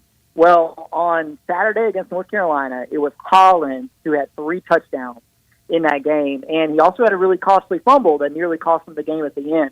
So I was sick to my stomach hoping that Virginia wouldn't lose that game because of a Mike Hollins fumble after everything he'd been through, after everything that program had been through. So, I mean, is Tony Elliott going to be the right guy there in the long run? I think that is very much still up in the air. However, I was so happy and relieved for them to see them get that win against UNC. I don't know how anybody can have a weekend like Michigan State. The stories that are out there, David, that Big Ten officials had to go to them when they were threatening not to play the game because they feared for their own security playing Michigan, and these allegations around the staffer and what intel he might have, and according to a lot of stories, the Big Ten had to tell them, you're playing the game. And then to double down, triple down on lunacy, run the scoreboard video picture of Adolf Hitler. Crazy.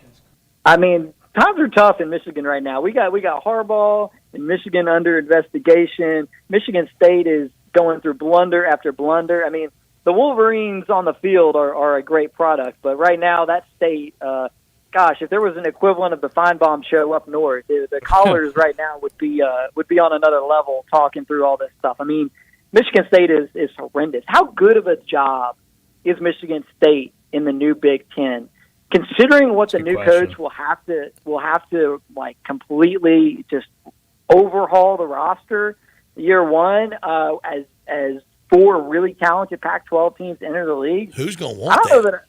I don't know that I would touch it right now. I mean, it's a paycheck, and that's somebody will take it for that reason. But you're trying to go in there and replicate the success that Mark D'Antonio had earlier this century. I don't know that it's happening anytime soon. Boy, and when Michigan State, when they do scandal, David, man, they throw deep. It's ugly.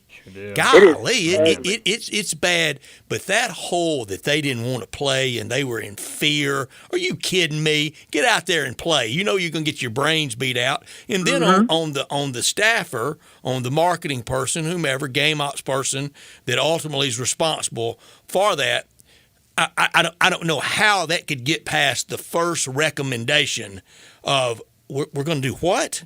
We're going to run Hitler on our Jumbotron? Who thought of this? Now they're trying, as so many people do. Nobody will step up and say, it was on me. They're trying to say now it was maybe it's always a third-party vendor.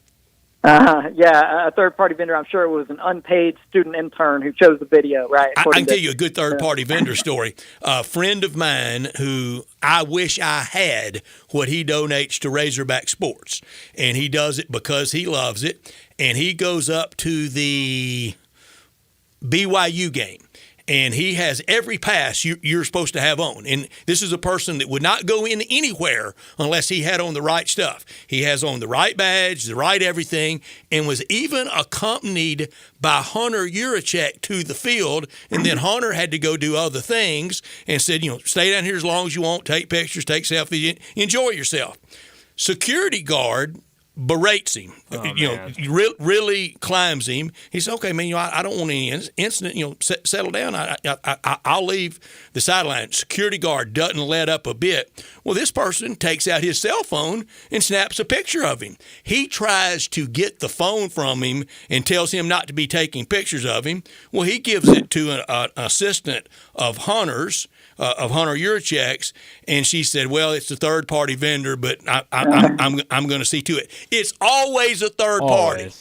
Yeah, well, those third-party college football security guards, man, sometimes they are really feeling themselves. I'll tell you that from personal experience. But, yeah, right, like the original question was who had the worst week, North Carolina, Michigan State, or Arkansas?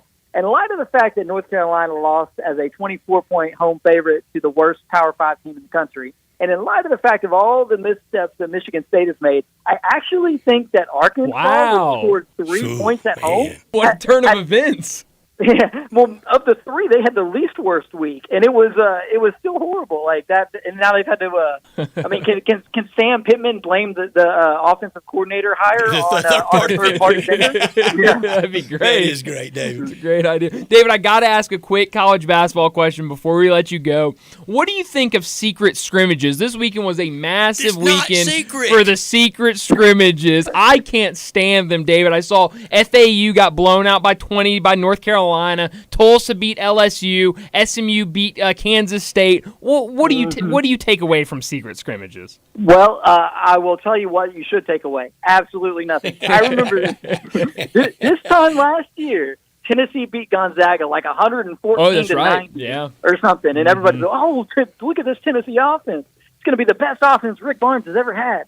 How did that pan out? That's how I'll leave you with how you should evaluate secret scrimmage. All right, last week John Shire got his new deal after that one NCAA tournament win and getting beat by Tennessee. He got a new 6-year deal. Shouldn't Rick Barnes get something off actually beating Duke? I think Rick Barnes is set. If he got another contract extension right now, I think Tennessee fans would actually be mad about it. that man is. If he were paid by the NCAA tournament victory, he would be making something like $5 million a pop at this point. So it's pretty incredible. No, he's doing a great job. I think Shire deserved the extension. He did a good job in year one. He's recruiting it at an incredibly high level, and I think he's got the best team in the ACC, and he's getting some of these guys to come back. So we'll see how that plays out. But I like Duke this year. I think they got a shot to do the whole thing. Well, basketball season right around the corner. I'm really excited about it. But, David, correct me if I'm wrong. We're going to get your bottom 25 tomorrow, right? The updated bottom 25? That's correct. I'm excited to see how many spots up Charlotte gets after a massive win over the weekend against East Carolina. Great game for that Charlotte defense. 10-zip, wasn't it? No. It was like 10-7 or 17-7, something like that. It was. They scored, I think. But, David, thanks so much for joining us. We'll do it again next week. No problem. Thank you, guys. I think that game was maybe 7-zip. Find the final. Let's see. Charlotte and East Carolina. You're talking about the week 10-7. Yeah, 10-7. 10-7. I think the week before was when Charlotte didn't score. Yeah, against Navy. Yeah, 10-7. Thriller of a game. That was fun. So they've won 10-7 and lost 14-0. Yeah. Oh man, they got a great defense, Brett. Don't mistake it. Their offense is awful. I love defense. I also love All-Star Chevrolet, and you'll love that all-new Highway 78 that you can take really from Shelby Drive on. Man, you can land Air Force One on that thing. It's easier than ever to get to All-Star Chevrolet first exit into Mississippi, Kraft Goodman Road, and get ready for a new Silverado All-Star Chevrolet. They've got them. They've got the deals that are great for you to save money. Your good credit, it deserves that. Your pocketbook deserves it. Financing as low as $0. No payment for 90 days. That could be into next year. Plus, you get $1,000 back in straight cash. And All-Star, they have all the Silverados. Fall road trips, we're taking them. Tailgating, footballing, Halloween, Thanksgiving, Christmas, timing could not be better. Come to Olive Branch and drive a new Tahoe or Traverse. If you want a certified pre-owned Chevy or any pre-owned, All-Star is loaded. Camaro convertibles, a Suburban, a Lexus, they got them all. Just ask Jeff and he'll find whatever you want. And Jeff and Kevin, they always tell me to thank everyone so much for what you've already brought to All-Star and sold to them, cars and trucks. And you can get a check today for great cash, even if you owe money against it, even if you didn't buy it from All-Star. Remember, it's not South Haven, it's not Mount Moriah or Bartlett or Collierville. It's got to be Olive Branch. Find new roads to All-Star Chevy today or go to allstarautogroup.com. Well, let's go ahead and get to a break. When we come back, we got to get to our Sissy's Log Cabin look back at the weekend in the SEC. We are real sports talk. Sports 56 WHBQ. Available on your radio dial at 560 AM and 98.5 FM, as well as around the world online at sports56whbq.com. Take us with you everywhere by downloading the Sports 56 app. And at home, just say, Alexa, play Sports 56. Wherever you are, stay tuned in to Real Sports Talk. Sports 56 and 98.5 FM. Spencer here with ATC Fitness. There's no better time of the year than now. Football and fitness go hand in hand in the fall. And with individual screens on each piece of cardio and multiple big screens throughout the rest of the club, you'll never miss a bit of the action watching your favorite team. ATC Fitness continues to be the Mid-South's choice for fitness, family-owned for 30 years, and proud supporters of Coach Silverfield and the Memphis Tigers. Join online at atcfitness.com. ATC Fitness, exercise your right to look good. Roofs, roofs, and more roofs. Chris Price here with Metro Builders. Is your roof leaking? Do you have mold stains on the ceiling of your home or business? Is your carrier denying your claim or offering a repair simply because they don't have enough documentation? You need a contractor that performs work for insurance claims for policyholders each and every day, and Metro Builders is here to assist. Call Metro Builders. At Metro Builders, we provide free estimates, consultation, and claim repairs. Metro Builders' process of arriving, inspecting, diagnosing problems, and estimating is second to none, commercial and residential. Our team of Hague-certified technicians are standing by to assist you with providing estimates and photos to your carrier to document your loss. All you owe is what your policy states. No large fees on top of the final scope. We use high-grade materials and are certified by companies like Atlas, CertainTeed, Owens Corning, and Mulehide with labor warranties up to 50 years on all of our jobs. Metro Builders provides roof repairs across the Mid-South. Call Metro Builders to schedule your inspection free. Call me. 901-375-1717. That's 901-375-1717.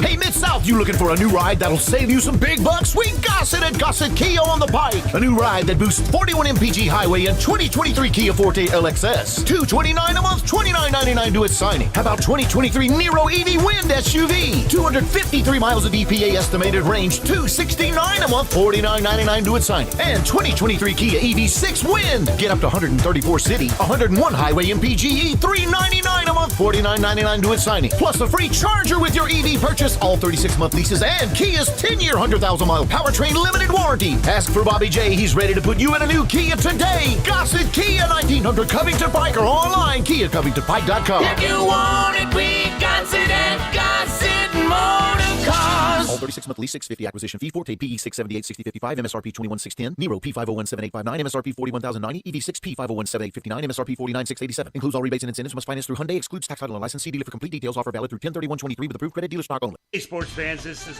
Ultimate Vegas Insider John Anthony, and I'm on fire. To prove it, I'm releasing your Monday Night Report absolutely free on a recorded message line. Last 6 weeks, I'm 12-3. That's 80% winners. I'm red hot. 1-800-216-6615. San Francisco, Minnesota is a lock. Plus the total in Thursday's early release. 5 big plays, John Anthony has you covered. We go 5-0 the season free. 1-800-216-6615. Information wins. John Anthony Sports, #1 against the spread. I'll prove it. San Francisco, Minnesota's a monster. Win the side, win the total. Parlays and teasers cash in. A $200 player wins $2,000 tonight. Recorded message, 1-800-216-6615. We go 5-0 the season free. 1-800-216-6615 or go to johnanthonysports.com. Visit Frontier Western Store today for new shirts and boots. Frontier is your top Carhartt store in the Mid-South. There's thousands of in-stock shirts and jeans. They have the classic K87 pocket tee in every color they make, including new ones just released. Available small to 4X. Want new jeans? Frontier has you covered with super tough work denim by Carhartt. And you've got to check out their selection of Ariat jeans for men, women, and children. You'll love how easy it is to find the size and style you need. Have you seen Frontier's remodeled world-famous boot showroom? It continues to expand. New styles by Ariat just arrived, plus plenty of in-stock proven classics too. Whether you need work or dress boots, trust that Frontier's the place to come. See thousands of pairs of Ariat boots and thousands more by Dan Post, Corral, Durango, Rocky, Twisted X, and others. And Frontier's pricing is lower than online and chain stores, so you know just the local shop to visit. Frontier Western Store, 5880 Goodman Road in Olive Branch, and on the web at frontierwesternstore.com. Locally owned and operated since 1967. 5, 4, 3, 2, 1. Time for a look back at the weekend in the SEC. Brought to you by Sissy's Log Cabin, the official jeweler of the Memphis Grizzlies with 9,000 square foot in Laurelwood. Let's go inside the SEC with Bryant, Brett, and Jay Morgan. Chad Kelly in the gun formation. 3rd and inches for Ole Miss. Carlton will kick it. It is on the way, and it is up. Buck Bellew looking at it, going to pitch it to Herschel Walker, try to get him outside. He's going to get 5. The snap is high. Kelly grabs it, wants to throw, fires it up in the air. Treadwell can't get it. It is good! Oh, my! Get a deflection is caught! Deflection is caught! And down the sidelines is Adebayo. He's to the end zone. He's in there. Touchdown, Ole Miss. He's got 10, 15, 20, 25, 30, 35, 40. He needs a block. There goes Herschel. There goes Herschel. And you can wrap this one in maroon and white, my friends. Arkansas is headed to Atlanta. The national champion is clad in big orange. Brian, that's me in the background clapping on the Quincy Adebayo touchdown years ago against Bama. I had my first moment of the year that David had to give me that look of a little loud. Late in the game, the late hit down on the goal line. Yeah. And just obvious that the ref was going to call it. But it was really late, and I screamed way too loud. Late hit! and I think I heard it. Did you really? I think I did. And David, that's a little loud. Yeah. And I did hear you get your what was it you had on your bingo card? I got it in the first 30 seconds. What was it? Loveliest village on the plains? I mean, your first sentence, Brett, it came out. It was great. And football bingo when I did it. We're going to talk about the LSU Army game first. That wasn't the first game of the day, but it was 62-0. That's about all we really need to say about it. But I heard this from some saying, "Oh, Brian Kelly, man, too much. You don't do one of the academies like that." Those academy players and coaches would be the first to say, no, if it could have been 82, that's sports, that's competition. We don't want to be treated like we don't want to be treated like like something's wrong with us. Right. Oh, absolutely. I hear that a lot of times of this team isn't gonna blow out this service academy because they have respect for it has nothing to do with that. I mean, this is football. It's competition. And especially like those guys that are making the sacrifice to go to one of these military academies and play football and then immediately go and serve time in the military. We adore. I mean, they are the last ones that want you to take it easy on them. I mean, it's incredible what they do, and they would be offended if you took it lightly on them. Action started, I don't know if it was much action in it, but the game started early Saturday morning in Fayetteville. Mississippi State 7-3 winner over Arkansas. Next year when they meet in baseball, we'll have to track this. I bet they score more runs in any of the 3 times they meet next year than they did points Saturday. 7-3. State wins in Fayetteville. The cure for sleep issues, I think, would be watching that game. It would put the pharmaceutical industry out of business. 405 total yards in the game. State 1 of 10 on third down. Arkansas 5 of 17. Mike Wright, the star of the game, 85 yards and a touchdown in place of Will Rogers. Saturday should prove to everybody that was saying Mike Wright should be in there over Will Rogers. I think Saturday proved that was wrong. Arkansas now 116th out of 133 teams in FBS in rushing. 6 losses by 36 points. Dan Enos sacrificed. State now 4-3. This week at Auburn, Arkansas 2-6, and the most needed open date in college football. No, you're right about that. And I mean, we could go down the list of college football teams that scored or that had over 400 yards by themselves this weekend, and these two teams combined for 405 yards. You're right, it was an ugly game. My favorite stat from the game, though, was Mississippi State going 1 for 10 on third downs and still winning the game. That is incredible. I don't know if we'll ever see something like that again. Like you said, Mike Wright in place at quarterback. KJ Jefferson, not a good day for him. 19 for 31 for 97 yards and an INT. Only completed 3 passes for more than 10 yards in that game on Saturday. It was brutal, and Mississippi State defense was very active. 4 sacks, 7 tackles for a loss. So I mean, it was just it was an ugly game. But for Arkansas, I mean, I saw Ty Richardson, who joins us every Friday, tweet right after the game. All right, it's basketball season, and it certainly seems like fans are going to be checked out after that one. It's the prevailing sentiment. Arkansas is going to be really good in basketball. Yeah. And making the rounds on Twitter was Thumbs Down Girl. Did you see her? Yeah, I did see thumbs down go, yes. The highlight of the day for Arkansas, and I know some of the Arkansas shows looking for to put her on the air, and a lot of my buddies looking forward to see if she's single. That's great. A little bit of everything. Alabama wins the third Saturday in October, 34-20 over Tennessee. Cigars. For everybody in the red-clad world, they go to Alabama this year after Tennessee won last year and properly celebrated wildly. 2 TDs for Jalen Milroe. It was 20-7 at the half over Tennessee over Alabama, and that really made all the congregants in the Auburn press box really happen. Yeah. You know, everybody's supposed to be down the middle, and they're professionally trained to not even care if they wanted to care. They were all pulling so hard for Tennessee, and they always have. That happens. I mean, we know how big that rivalry is in the state of Alabama, but I mean, a tale of two halves in this one, Brett, because, I mean, it looked like Tennessee was in control, that it was going to be their game. We were going to have basically what we had last year in this one early, but then Alabama goes into the locker room, they make some adjustments, they come out, and like David Cobb said earlier, they not only looked like a different team, they looked like a team that could win the SEC in that second half. If they can put more games together that looked like that second half, this team could surprise some people, and so Jason McClellan kind of leading the way with 115 yards on the ground and a touchdown. Jalen Milroe was all right, especially in the second half, and that defense was just unbelievable in that second half. Just Tennessee could not get anything going. I haven't tracked this, but I want to, and the Tiger game reminded me of it, and I wanted to ask Jonah Dillon about it. I would love to find, I may do this next summer. I'll go back and look at this year in the SEC.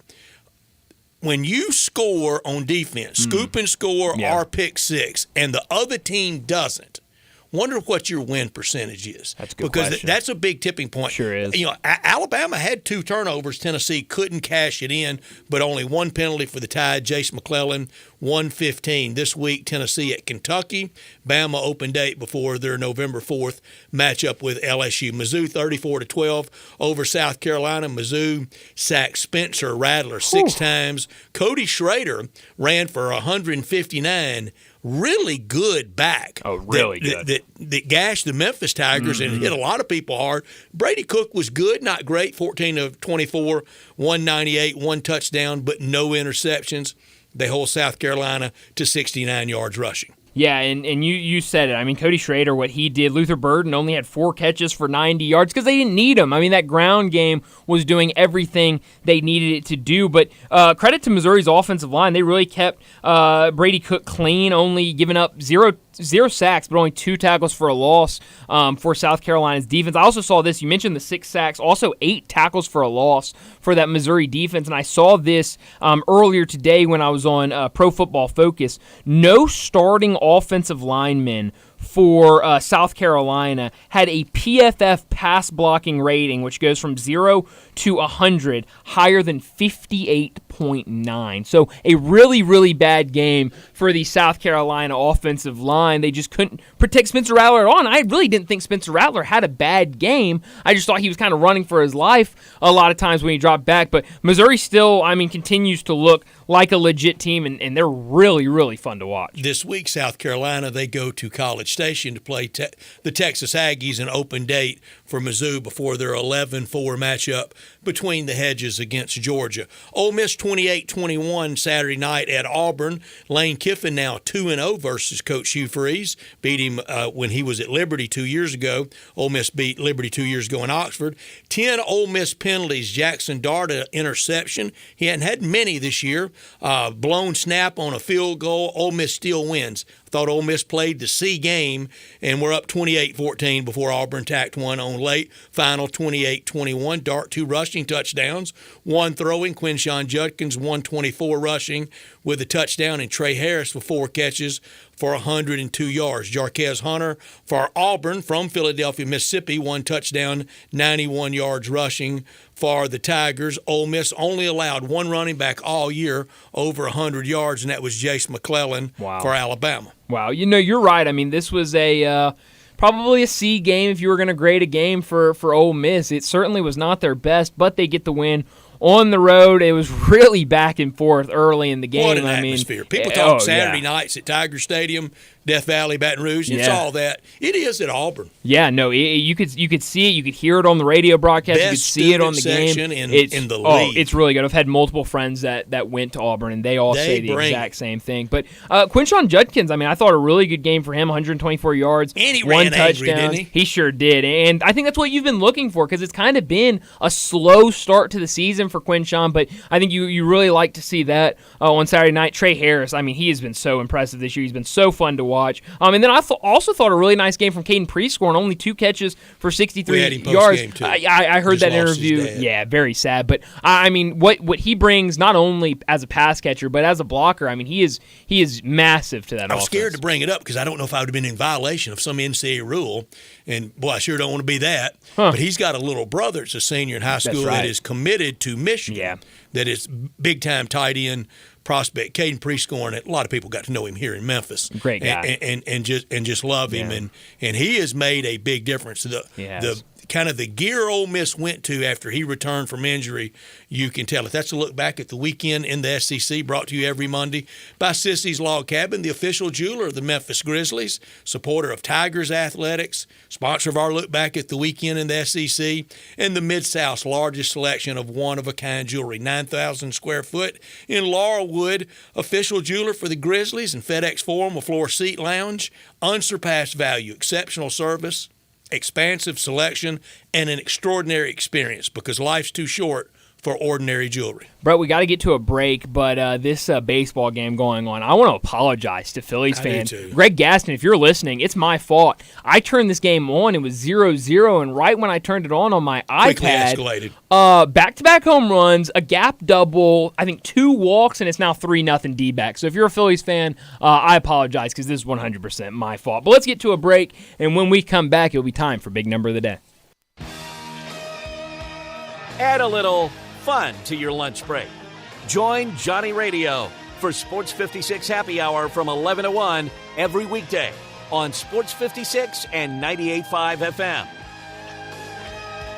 Go where the season takes you, and it'll take you to huge savings at Gossett Mitsubishi on the Pike. Be packed with power in 2024 Mitsubishi Mirage G4. 37 MPG combined, $18,755 or $199 a month. Ready for adventure? 2023 Mitsubishi Outlander Sport, $25,595 or $299 a month. Plus 7 seating and top safety pick 2024 Mitsubishi Outlander SUV, $32,185 or $399 a month. And every new Gossett Mitsubishi is equipped with Mitsubishi's 10-year, 100,000-mile powertrain limited warranty. You want it, we Gossett. Gossett Mitsubishi, 1870 Covington Pike, or 24/7 at MemphisMitsubishi.com. If you want it, we Gossett at Gossett Motor Cars. All 84 months, 500 military rebate, loyalty, conquest rebate, 500, G4, RHFO 1918, MSRP 19255, Sport, PU 015-137, MSRP 26595, Outlander RZ 006545, MSRP 33185, includes all rebates and incentives, PF 695, excludes tax title and license, see dealer for complete details, offer valid through end of the month with approved credit, dealer stock only. You or someone you know or care about has dealt with a difficult divorce.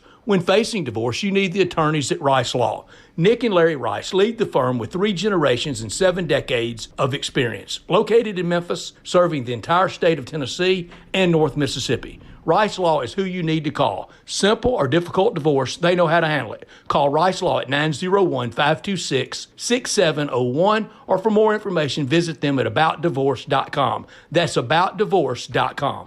Want even more excitement on game day? It's time to get on Prize Picks, the best way to win big on fantasy sports. Here's how it works. Just pick 2 to 6 players and choose more or less on their stats. If you get them right, you could win up to 25 times your cash. It's quick and easy to make your picks, and with fast and safe deposits and withdrawals, Prize Picks is the place to play this season. Prize Picks has awesome weekly promotions, and they're the only daily fantasy platform with an injury insurance policy, keeping you in the game even if one of your players goes down. Sweat it out, watch your entry update in real time, and continue the fun by making picks on second half and fourth quarter stats. Take your game day experience to the next level with Prize Picks. And right now, you go to prizepicks.com/primetime and use code primetime. Prize Picks is matching your first deposit up to $100. That's prizepicks.com/primetime with code primetime for a 100% deposit match. Prize Picks, daily fantasy sports made easy. Must be present in certain states. Visit prizepicks.com for more details.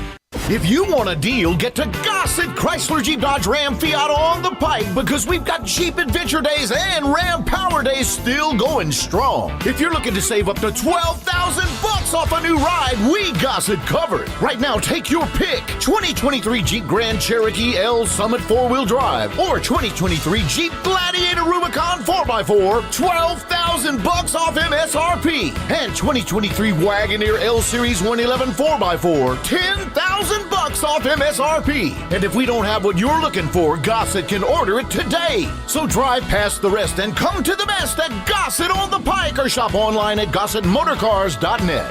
If you want it, we got it at Gossett Motor Cars. Wagoneer PS5 64,158, MSRP 117,430. Cherokee P88 76 889, MSRP 80,205. Gladiator PL 509 834, MSRP 68,815. Includes all rebates and incentives. PF 695 excludes tax, title, and licensee. Dealer for complete details. Offer valid through end of the month with approved credit. Dealer stock only. The Angie's List you know and trust is now Angie, and we're so much more than just a list. We still connect you with top local pros and show you ratings and reviews, but now we also let you compare upfront prices on hundreds of projects and book a service instantly.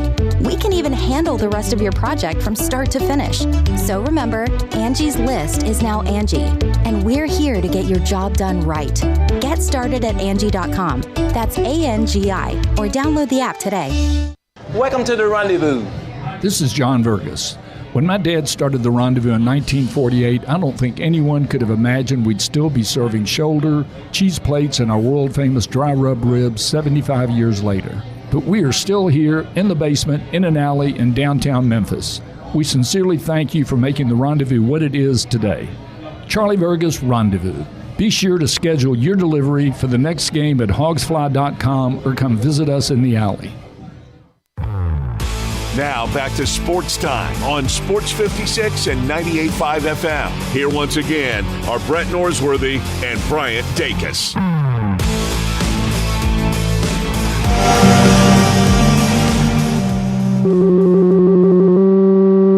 Big Daddy. Hello, Big Brand. It's a guy, he wants to be big, then he gets big, he doesn't want to be big anymore, then he gets small, but the suit's too big. Big Daddy. The big boy. You're a big guy. I think she's trying to pull a fast one on Big Daddy. The big number of the day.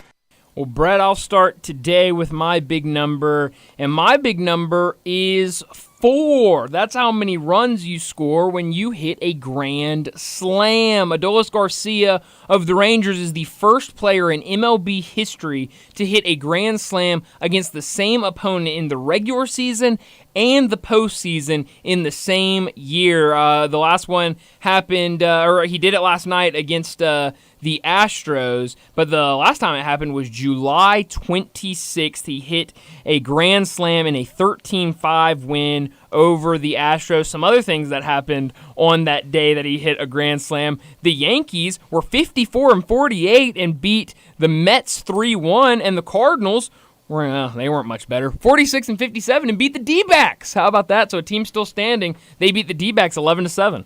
It was about the time I checked out on the Cardinals. Andre Palante picked up the win in that game.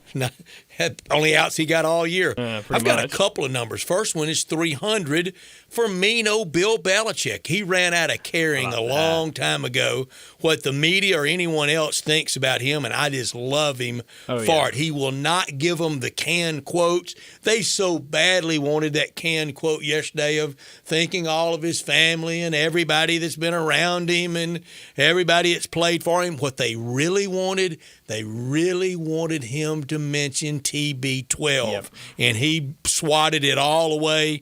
Next game, next man up mentality. He said, we'll get to that someday. He just doesn't care about it. Also this, I don't know the context really for the number to get in. I guess it's one remaining opponent in the SEC West this year for Arkansas to play. They played and defeated Auburn last year. If Auburn beats them this year, that will mean every SEC West opponent, the last time Arkansas played them, they have lost to them. And if you go over to the East, they still play Florida and they still play Mizzou this year. But up to right now, the last time they met, they lost to 5 of the 7 current East teams. Wow. The only ones they defeated the last time they played them, South Carolina and Tennessee. Wow. That's crazy. And everybody wanted to blame it on Dan Enos, mad at Sam Pittman. This is a continuum. This has been years of this. This has been really most of the Bielema years were very average to not very good. All the Chad Morris days were bad. And except for the Penn State win in the Tampa Bowl 2 years ago, it hadn't been very good under Sam Pittman. I mean, Arkansas was just head over heels over going 3-7 in the COVID year. And I tried to make that point of, you're this excited over going 3-7? Yeah. It's that game on Saturday was really bad. I mean, it really was rock bottom, and you could tell it on the faces of the fans as well. I've got one more big number for you. This one coming from the NFL, courtesy of OptaStats. 50 is my big number. Yesterday's game between the Colts and the Browns is the first game in NFL history to feature 3 touchdowns of 50-plus yards and 3 field goals of 50-plus yards. So a lot of distance in that game. I think you could see if Arkansas and Mississippi State both change coaches, a bidding war between those two for Tom Herman, who is at FAU. Really? Wow. How's FAU doing this year? Not that special, but obviously first year. That would be shocking. I think that'd be wild. They're 3-4. Not bad. Wow. That Tom Herman. You know what some have said about the FAU job? It's a bad job. What have they said? Best job in college football for 353 days a year. to live there, work there, then you got to play the 12 games. Yeah. It's rough outside of those game days, but that could be a real name. And right now, the biggest difference between Arkansas and Ole Miss is Ole Miss won the Lane Kiffin sweepstakes. Right. They got him, Arkansas didn't, and they wanted him. Yeah. Wow. I don't even know what to say about it. It was ugly. And this whole situation's getting ugly at Arkansas. Obviously, listening to the last 4 minutes of the game, listening to Chuck Barrett and Quinn Grovey, you could hear the distress. You could hear they knew. And I think at about the 4-minute mark, one of them said, this is tipping point. This is everything to close this out, and they couldn't get it done. They couldn't get it done, and it's ugly. But now, I guess, like you said earlier, and we've kind of said ever since Friday, the basketball team looks pretty good. I mean, we'll get I think they have an exhibition later this week or this weekend, so 14th in the AP, maybe that will get some fans fired up. But certainly the football team is not doing that. Well, that'll do it for hour number 2. Let's go ahead and wrap up this hour. When we come back, we'll talk Grizzlies with DeMichael Cole.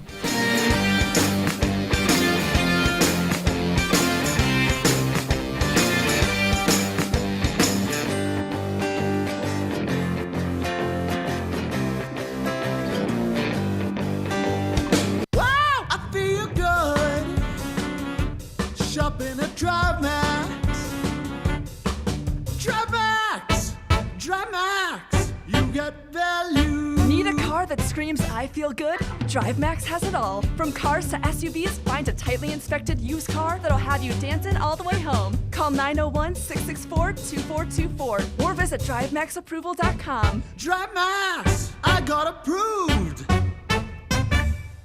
Old school jewelry stores here in Memphis don't like what Genesis Diamonds is doing, but regular folks here are asking what took Genesis so long to get here. Hey, it's Eric Hasseltine, and Genesis Diamonds is a game changer. More selection, higher quality, extreme value prices like you never knew existed, top designers, non-commission experts, and ironclad warranties.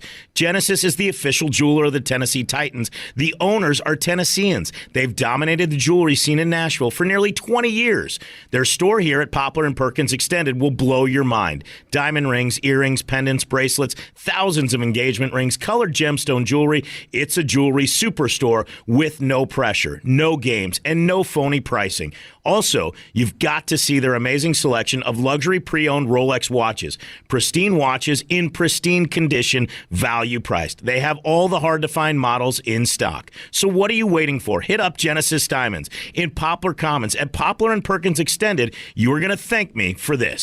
How long has it been since you heard the term being overstocked? Well, it's happened at Family Leisure. Yep. That means you get the savings, like select patio sets that are up to 50% off. If you need a play gym, you're in luck because they're also overstocked and start at under $2,000. Pool tables and game room items up to $700 off of in-stock items. Saunas, massage chairs, arcades, even theater seating. Special financing is available with free delivery. Family Leisure is extending sale pricing on all in-stock hot tubs and swim spas. And if you need supplies to close up your pool for the winter, Family Leisure has them up to 30% off. It's been a while since you've heard of an overstock sale, but Family Leisure is right in the middle of one. Huge deals and a huge overstocked inventory. That means great savings for you. It's happening now at Family Leisure, Whitten Road at I-40, where family and fun come together. Roofs, roofs, and more roofs. Chris Price here with Metro Builders. Is your roof leaking? Do you have mold stains on the ceiling of your home or business? Is your carrier denying your claim or offering a repair simply because they don't have enough documentation? You need a contractor that performs work for insurance claims for policyholders each and every day, and Metro Builders is here to assist. Call Metro Builders. At Metro Builders, we provide free estimates, consultation, and claim repairs. Metro Builders' process of arriving, inspecting, diagnosing problems, and estimating is second to none, commercial and residential.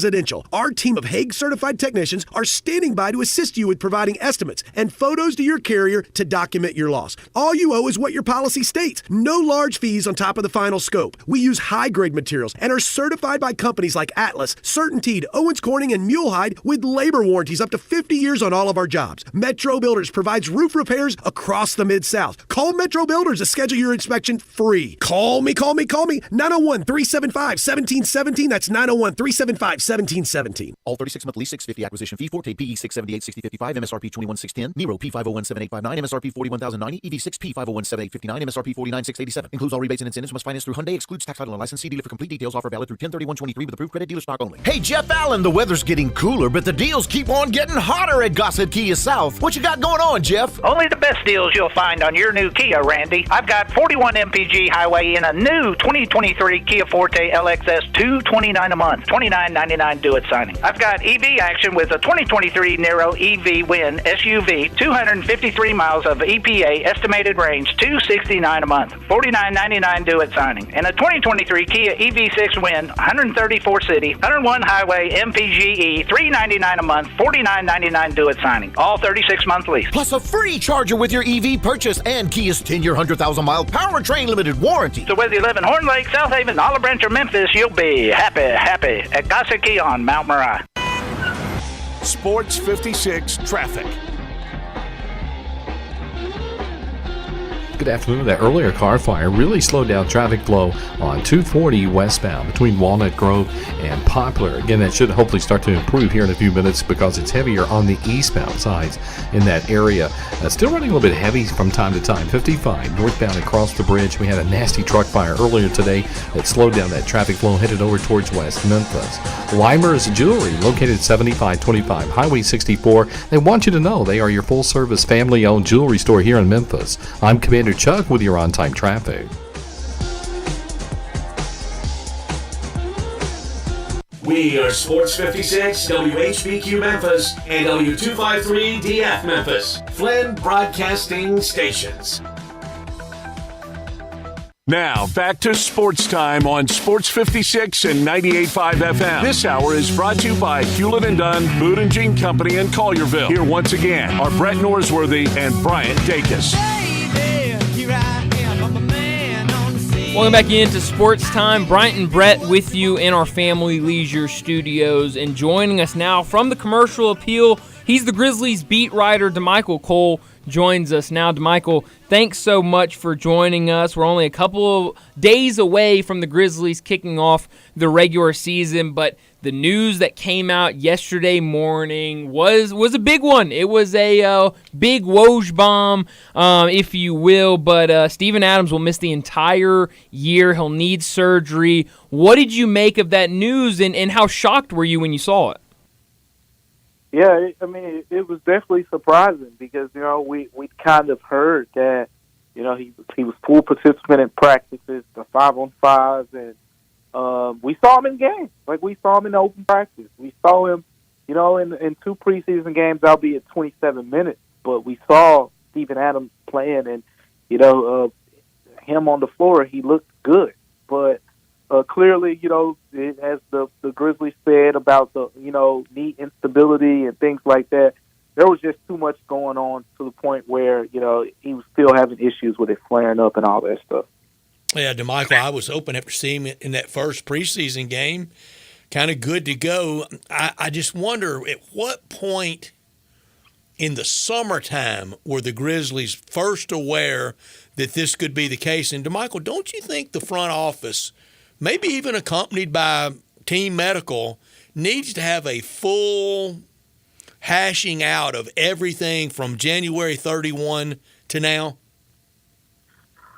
I'll say this. This situation was tough, because for one, it's PCL, right?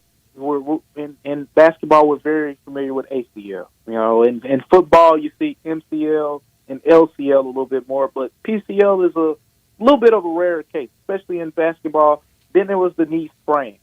We saw the initial diagnosis of what it was. Then there was the stem cell injection in March. And then the Grizzlies decided in May to go a non-operative route, and with the hopes that, the time would help Steven Adams get back and be ready, prepared to play this season.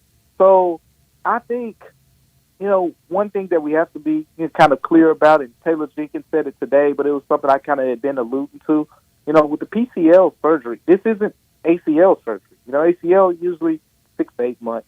PCL, you're talking 10 to 12 months of recovery time in return to play, that is. And with that being the case, if Steven Adams even got this in March or April or May, it was always going to be unlikely for him to return last season. Let's say May, for example, because if he gets it in May, then the earliest he's back is potentially the playoffs, and that just wasn't going to be the case. And even before that, some people say, "Oh, well, why didn't he get it in January? Why didn't he get it in February?" Remember, at those points in time, the Grizzlies were still hopeful that he could return to the team in the regular season. It wasn't until March, after he got the stem cell injection, when his status from the playoffs were a possibility, but it wasn't a certainty. And even at that point, they were still hopeful, like, okay, we can get him back for the playoffs. So it wasn't until the postseason ended where it was clear that, Steven Adams not being back, it was clear that, he should probably go a different route. But at that point, you had the full summer to kind of, dissect where he was, test it out in the preseason, and clearly, now they're going the surgical route. And at the end of the day, whether they got it in May or now, he's expected to be back, around training camp. Yeah, at his age, this could be career threatening. Yeah, he'll be 31. He'll be 31. We're talking about him being back, and it's definitely he'll also be on an expiring contract. He'll be in the second year of the 2-year extension that he signed. So it's going to be a big year for him career-wise. So he's going to be working hard, because at that point it's about, kind of saving your career more so than just proof, that you can play. If he comes back and looks like a shell of himself, even though, you may say, oh, well, he might just need a one extra year to kind of, get reacquainted to it or whatever. He doesn't have that time. Next year is a contract year for him. So, it's definitely a different situation. He's going to be 31 next season. Look, I mean, his game isn't very dependent on, being an elite, athletic guy in terms of, jumping from the free throw line or anything like that. But still, we know physicality is the name of his game. So, DeMichael, you gave us your total wins for the Grizzlies that you thought they would get to last week. How much does this injury change that for you? Not too much. And this is the situation here, guys, I think. Steven Adams' injury is one that severely hurts your playoff chances in terms of how far the team's going to playoffs. Regular season, they can survive. Xavier Tillman started 29 games last season. The Grizzlies went 18-11 in that stretch. You kind of boost that up to over, 82 game season. You got a decent team. You got a team that's competing for, a middle of the pack playoff season. So I think they'll be fine because Xavier Tillman does do some things well that Steven Adams doesn't do as well as Xavier Tillman. So there is, some of that, the pool there. Now you got a guy who you can pretty much switch 1 through 5 whenever you want to, and Xavier Tillman is going to hold up against most point guards, most shoot guards, most small forwards. We saw games where he guarded Kawhi Leonard. We saw games where he, guarded LeBron James. We saw him guard Anthony Davis. We saw him guard Nikola Jokic. Like, he's a very versatile defender, and you have that added flexibility. And then the three-point shooting that he's capable of bringing. He's going to space the floor, which is going to create more space for the guard. He's also a very good screen assist guy. No one is, Steven Adams in that category, but he is very good, in the NBA as being one of the, above average screen assist guys in the league. So I think he kind of, keeps you afloat in the regular season. But as we know in the playoffs, weaknesses get magnified. And at the end of the day, the Grizzlies are not going to be a great rebounding team without Steven Adams. That's just what it is. And we have a big enough sample size off of last season to be able to determine that. And the case is, with them not being as good of a rebounding team, it's not going to really, show up on a night-to-night basis in the regular season. But when you get to the playoffs and you're playing the Lakers and you got to go against Anthony Davis every single night, it's going to show. DeMichael, this news was really, really jarring. And this year, this calendar year for the Memphis Grizzlies, go away 2023. I mean, it's been tough, right? I mean, you talk about, Steven Adams in January, Brandon Clark suffering the torn Achilles in early March, and then later that night, the same night, early morning after Brandon Clark's injury, we wake up the next morning and we see John Morant's Instagram Live that led to, I think, was an 9-game suspension. Yeah. And then, the early exit in the playoffs after you just had a terrific season as a number 2 seed, just the continued injuries, Steven Adams in particular. But, it sucks in a way because it's like, man, we felt like this team at full health with all its guys, they can play. Yeah. But we probably won't ever see the Steven Adams alongside of Marcus Smart, with Ja Morant, with Desmond Bain, with Jaren Jackson Jr., or the Steven Adams with Luke Kennard and Desmond Bain that we were talking about. Like, those things probably won't be seen, and it kind of sucks for this team because it's taken away, from potentially seeing them reach their ceiling. Talking to DeMichael Cole, the Grizzlies beat writer for the Commercial Appeal. There's been a lot of talk this preseason about what the starting lineup looks like. Obviously, this kind of throws a wrinkle into everyone's original plans at having Steven Adams at the 5. But when the Grizzlies run out on the court against the Pelicans Wednesday night, who do you expect to be the starting 5? I think it's going to be Xavier Tillman Sr. There's the experience factor. We talk about, it's not a lot of time here. He also started the last preseason game. It's just the most seamless fit. I still think when we talk about the bigger case, like, I think you could say Santi may end up playing as many minutes as X over the 48 minutes of the game. Yeah, flow of the game would dictate it. Exactly. It's kind of similar to, Brandon Clark, would often finish a lot of games for the Grizzlies depending on the matchup, and he'd play alongside of Jaren, and sometimes it was Steven Adams. I think you're going to see a similar situation with Santi and X, but as far as starting the game, I think X is going to be the guy. What does the rest of that lineup look like? I think it's, the other 3 guys are pretty much locked in terms of Marcus Smart, Desmond Bain, Jaren Jackson Jr., and I think Zaire has the inside track for that 5th spot. Wow, that would be incredible. Okay, so for Wednesday night, we're talking about the starting lineup, but what are some things you want to see from the Grizzlies in that first game? Well, I mean, the easiest thing to say is I want to see, how Xavier Tillman holds up against Jonas Valanciunas. So I don't have to explain to Grizzlies fans, and you guys know that Big Jonas is a very good rebounder. Oh, yeah. But even before Steven Adams came to the Grizzlies were one of the best rebounding teams in the NBA. And exactly. and it's a big part of that was Valanciunas. So I think when we look at X, he is going to be very good against those centers who aren't those big bruiser types, and Valanciunas is that. So I want to see how he holds up in that matchup, because that's, for me personally, I want to see him, against those type guys. We've seen him have success against Jokic before. We've seen him, in those type matchups, but consistently as the starter. That's the one matchup that I'm going to zero in on. And the Pelicans are a very good rebounding team because of Valanciunas.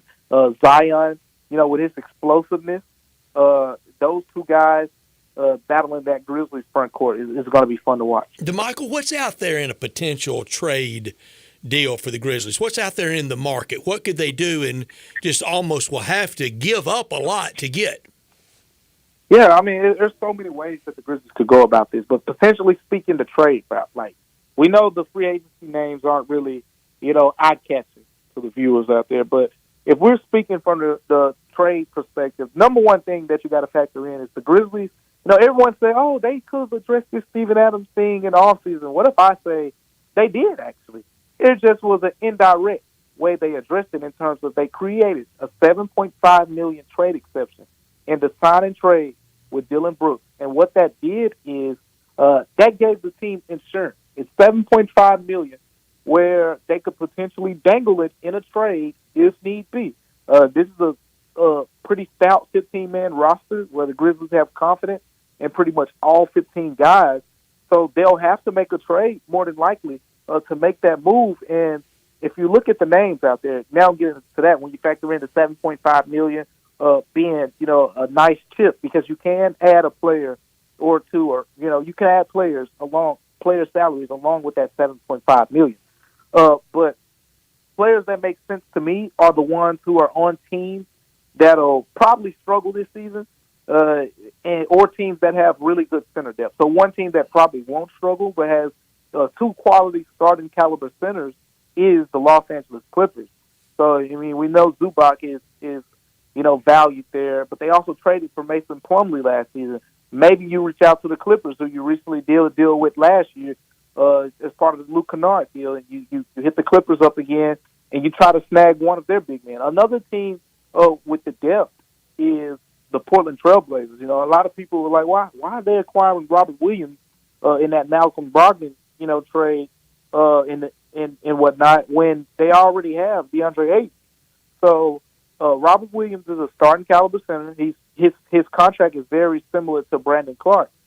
So I think that's a guy who the Grizzlies could explore potentially going out there. Then there's some other options. I think the biggest option out there, if you talk about you want the Grizzlies to stay at a 50-plus win level and potentially snag a top 2 seed in the West, and we do.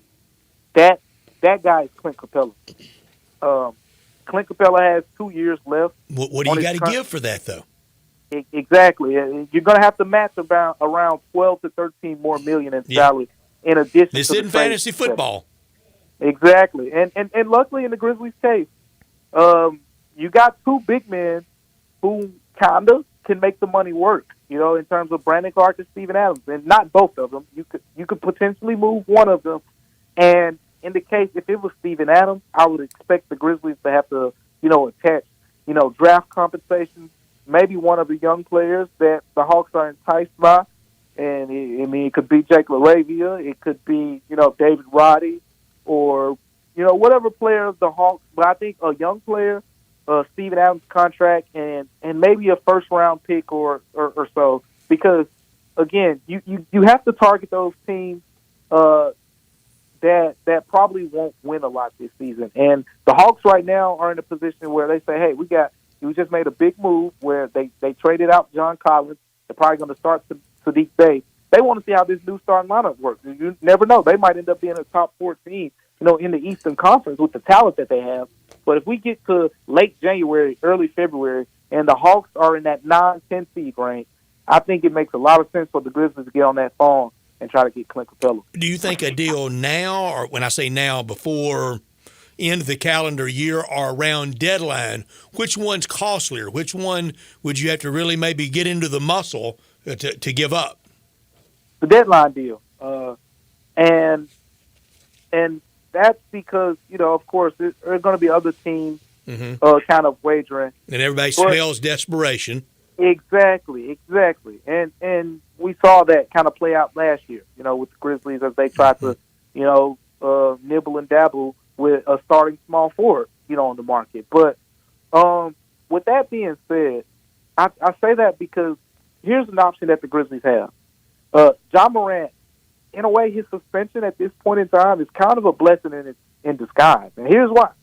Because Ja, after the first 5 games of his suspension, the Grizzlies can place Ja Morant on the suspension exempt list, and that would create a 16th roster spot, meaning the Grizzlies don't have to cut a guy from the roster, waive a player, or anything. They automatically will be, gifted a 16th roster spot, and they can sign a player in free agency just for that time period until Ja returns. Now, when Ja returns, depending on how that player's played, the Grizzlies could kind of evaluate it from, wow, this is a big bonus to our team, and they end up, waiving someone else. Or they can say, well, thank you for your contributions. You had a good depth, and part ways with that player. And then at that point, it'll be January, and you'll be, getting closer to the trade deadline. So I think that's an option that everyone has to remember, because that's probably the most likely option, because it makes the most sense. The Grizzlies, there's no point for the Grizzlies to get super desperate right now. They've proven that they can win a decent amount of regular season games with Xavier Tillman as the starting center. So guess what? You go get another center, because right now you don't have depth. If Xavier Tillman gets hurt, or Jaren or Santi, or Kenneth Lofton Jr., you're pretty much down to 3 primary bigs at that point. And they're going to have to rotate those minutes, and that's not a situation you want to be in. So with that being the case, I think it's simple. The Grizzlies will they have the option after the first 5 games of the season. They can add a free agent. That's just simply going to add depth. If someone has a tummy ache one day or something, you just put this guy in the rotation. Yeah, plays and that's going to happen. Minutes. You're going to have a guy that's going to need that day off. Exactly, and that's why you take advantage of that suspension exemption that you're going to be granted. I know in the past we've talked about the Grizzlies using that to acquire a guard, but it just makes more sense now from a depth perspective to potentially use a big if they find someone who makes sense for the roster. All right, play GM for me. I don't know if the money works. I want you to tell me if stylistically he works before anything else works. What about Daniel Gafford with the Wizards? Oh, I like Daniel Gafford. I mean, he is he's for one, he's a big guy who can rebound. He's an explosive athlete. Now, he's not Steven Adams, though. He's not Steven Adams. As Taylor Jenkins said himself, he said, "Look, you're not going to replace Steven Adams and what he brings to the table." But at the end of the day, we learned that, didn't we, DeMichael? We saw it firsthand from January 31 on. Yeah. Mm-hmm. And it really showed. But it made Rui Hachimura look like Kareem Abdul-Jabbar. Right, and that's why you need Steven Adams. Why you need that center. But when you talk about Daniel Gafford, needed Steven Adams to plant one on Austin Reeves. And he would have flopped. He would have flopped right into the. He was driving in there like he was in a rec league game. Somebody plant him. Oh yeah, and Steven Adams, he would have been having to debate with the referees why it wasn't a flagrant one if he is. Come on, mate. Reeves. Yeah. But getting to your guy Daniel Gafford, I think it's going to be tough, simply because of the fact that he is on the contract of a dream right now. He's on a 3-year contract, and he's actually this is the first year of the extension. I think he signed the extension last year, and this is the first year of the extension. His contract is $12.4 million this year. It's 3 years, around $40 million. That's agent of the year stuff there. Sure is. Why would the Wizards? If you get a starting caliber center, which he kind of is at this point, you have no reason to part. I mean, to put it in perspective, Brandon Clark's contract is pretty much bigger than that. Brandon Clark is at $12.5 million for each of the next 4 seasons, and Daniel Gafford is at $12.4. So he's at $12.4 now. Now his contract escalates. I think he goes up to like $13.4 next year. Then he goes up to like $14.4 after that. But very reasonable contract. I think if the Wizards are going to move him, it's something they probably, get back to, in another year or two, because right now it's probably one of the better bargains at the center position. Well, DeMichael, Wednesday can't come quick enough. I mean, I'm stoked for need this action. game. We need play. I'm ready for the NBA season to start. But thanks so much for joining us, and we'll have a couple games under our belt next time we talk to you. Yeah, most definitely, guys. Can't wait. Have a great season, DeMichael. Thanks, we look DeMichael. forward to enjoying it with you. Thank you. All right, take care. Michael Cole joining us on Mondays to talk Grizzlies. You know what this is a good example of, Brian? What is it? Is this when I take the victory lap on Walker Kessler?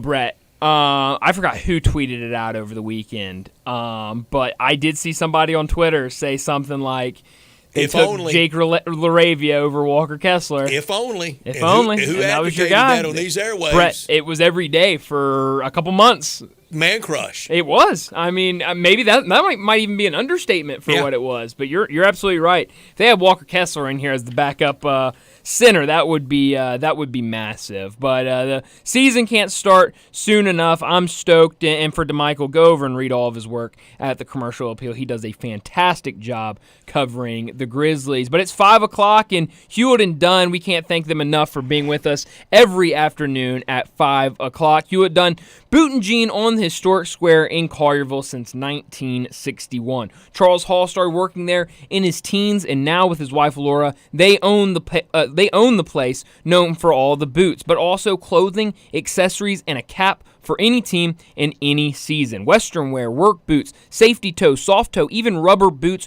boots for every single occasion at Hewlett and Dunn. From head to toe, they've got you covered with every brand imaginable, like Ariat, Dan Post, Anderson Bean. Whether for men or women, they've got you covered. And it's not just the boots. They've got the clothing like jeans, pants, shirts, shorts, outerwear, and the best duckhead collection you'll find. Charles and Laura Hall invite you to 111 North Center Street or to HewlettDunn.com. They're located on the square in Collierville. They've also got the accessories like hats, sunglasses, boot care products in every area, team snapback, or cool hat you can think of. Whether it be the Tigers, Mississippi State, UT, Ole Miss, or the Razorbacks, they've got you covered. And Charles Hall was on with us on Friday and said they're going fast. So get over there and get ready for the weekend if you're going to a game. And if you're traveling, their travel bag selection is top-notch. HewlettDunn.com. But please head out to Collierville and go take a visit, say hello at 111 North Center Street on the square in Collierville at Hewlett and Dunn. Well, let's go ahead and get to a break. When we come back, we've got to get to our Ruth's Chris Monday Night Football pick and preview. That's next on Sports Time. Join the voice of the Tigers, Dave Woloshin, for Wolo and Friends. Weekday mornings from 10 to 11 here on Sports 56 and 98.5 FM.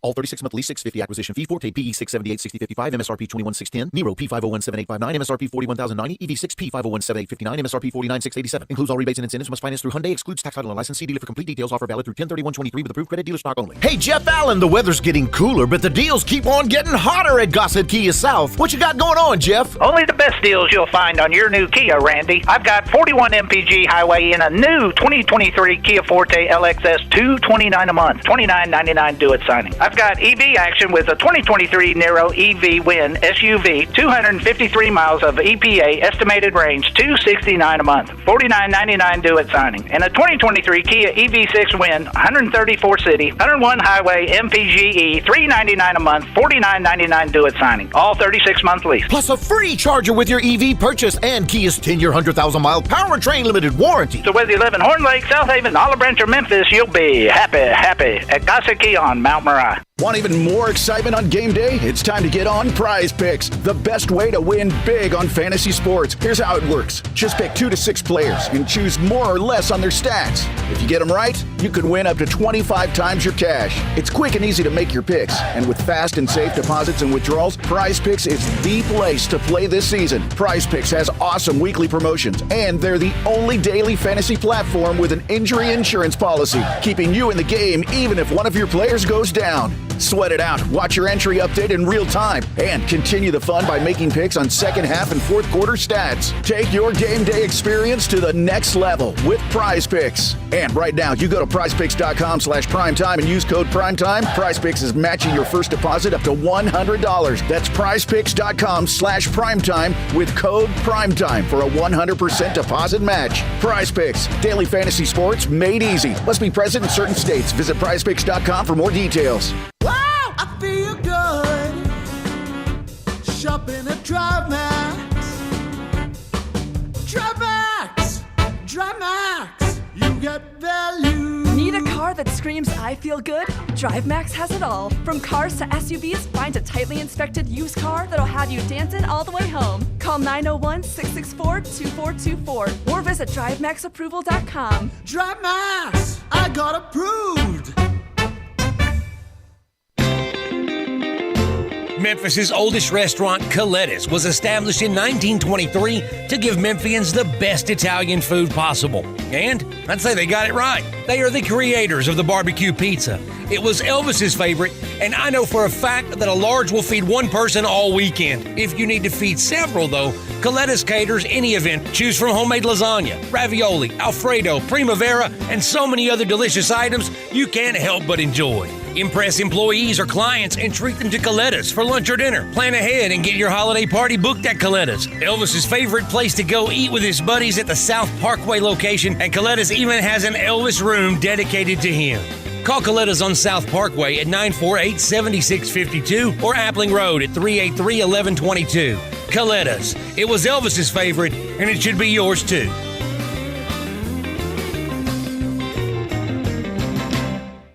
The Angie's List you know and trust is now Angie, and we're so much more than just a list. We still connect you with top local pros and show you ratings and reviews, but now we also let you compare upfront prices on hundreds of projects and book a service instantly.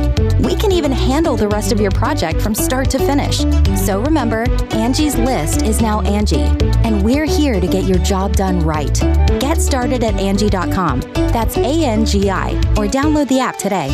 Ole Miss Rebel Yell is back. The Rebel Yell Hotline Radio Show is back on WHBQ Sports 56 and 98.5 FM. Every Monday night at 6, hear the latest news on your Ole Miss Rebels with Yancey Porter with 24/7 Sports, former Ole Miss defensive tackle Mike Fitzsimmons, Gordon Ford covering SEC Sports Call, and former Ole Miss baseball announcer Gary Darby. From kickoff to free throw to extra innings, your Ole Miss Sports on the Rebel Yell Hotline Show right here Monday night at 6 on Sports 56, 560 AM and 98.5 FM. Your Mid-South Sports Station.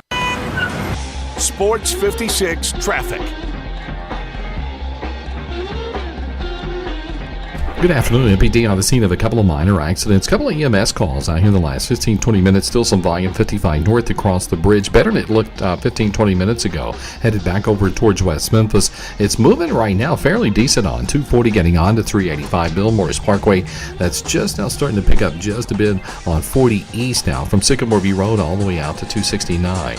Hey, if you get hurt in a car crash, here's what you do. Call 901 Attorneys right here in Memphis. They're online, 901attorneys.com. I'm Commander Chuck with your on-time traffic.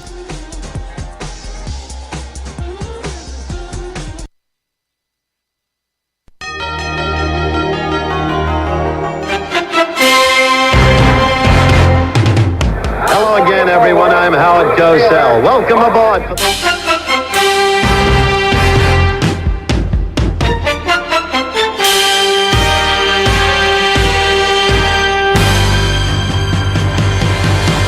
ABC's Monday Night Football. It's the Vikings at home tonight against San Francisco.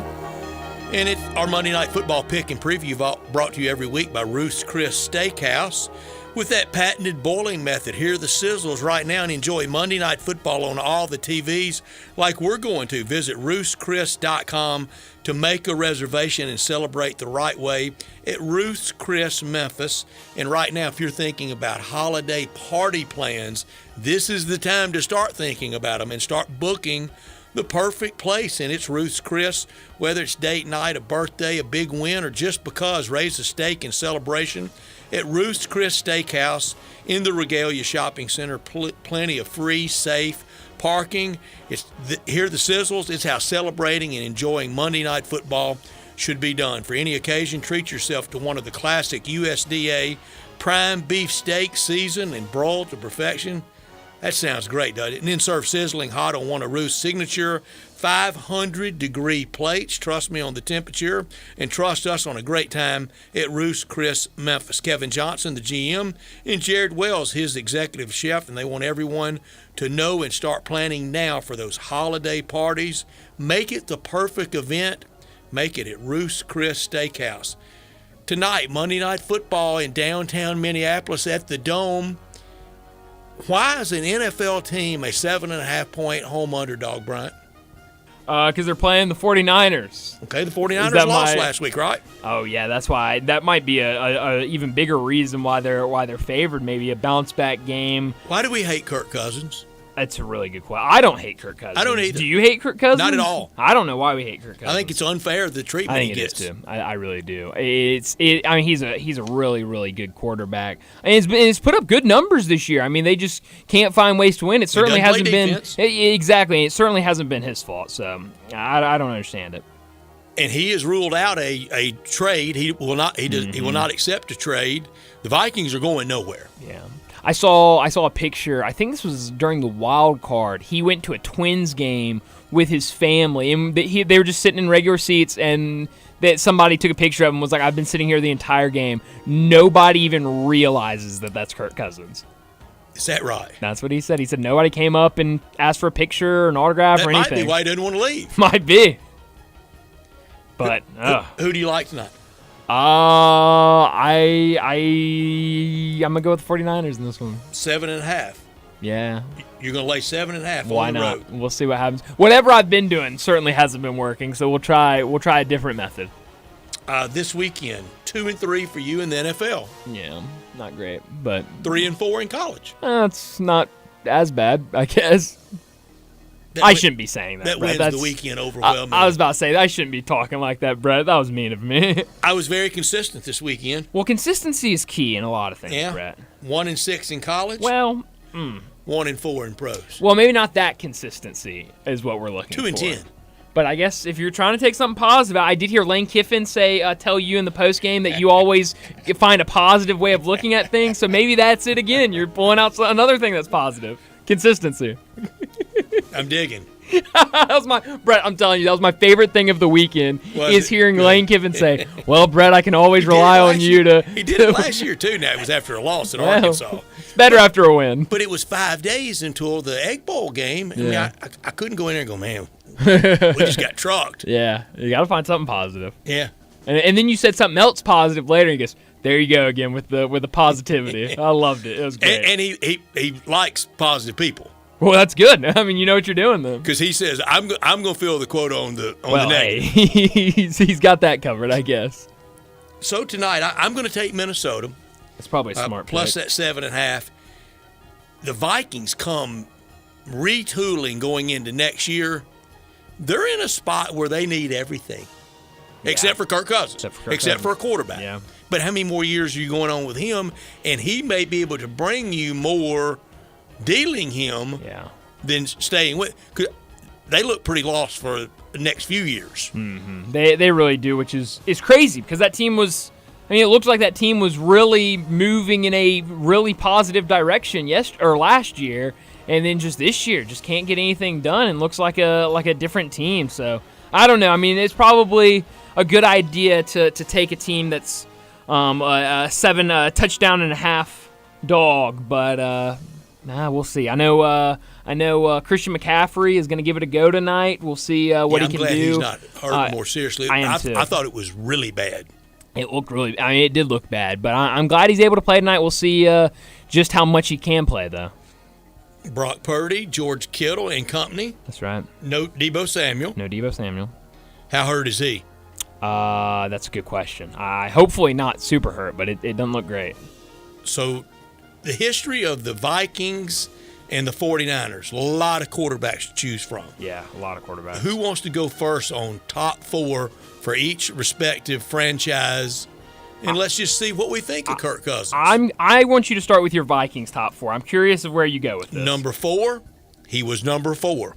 And he got them within a play of a Super Bowl. They didn't get there. The Saints' story was almost too much to overcome.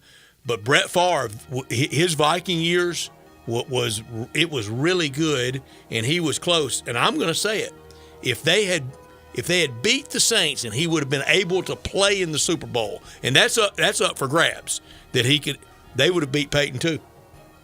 Brett, this is starting better than I could have imagined. Really? Oh, this is great. You didn't see this one coming? Number 4, Brett Favre. Number 3, maybe my greatest quarterback in my fantasy football years. Oh. I had Dante Cunningham in all those great years, and he was something for me. I saw him in college at UCF against Ole Miss, fell in love with him. I think he's number 3. Number 2, Kirk Cousins. Wow. Number 1, in my not-so-good Howard Cosell, the diminutive one, Sir Francis Tarkenton.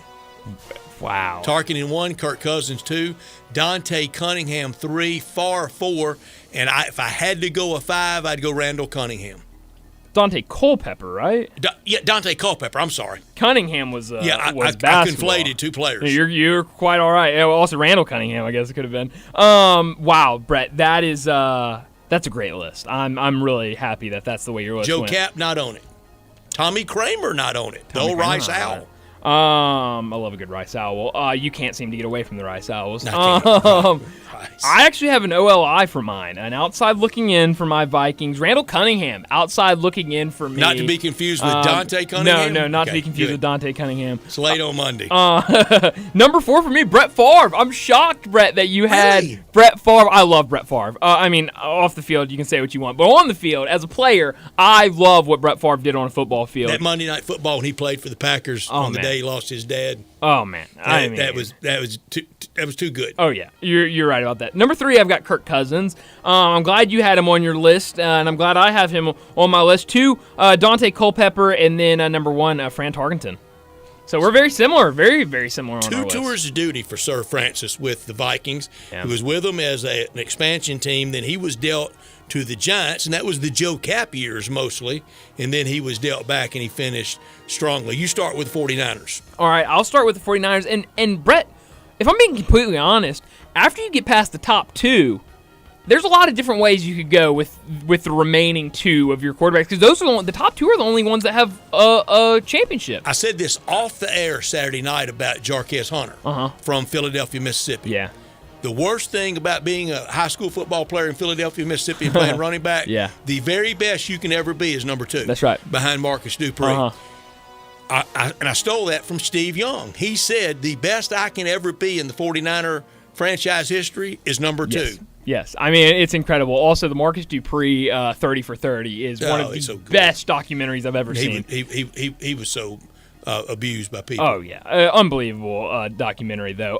For my 49ers top 4, number 4, I'm going to go Jimmy G. Jimmy Garoppolo. I'm not a huge Jimmy Garoppolo Got him to the fan. Super Bowl. He did 4-2 plays, postseason. No, he could not. But 4-2 in the postseason with the 49ers, was there for a really long time, a number of years, and was very consistent as their starting quarterback. So I'll put him at number 4. Brett, number 3, Colin Kaepernick.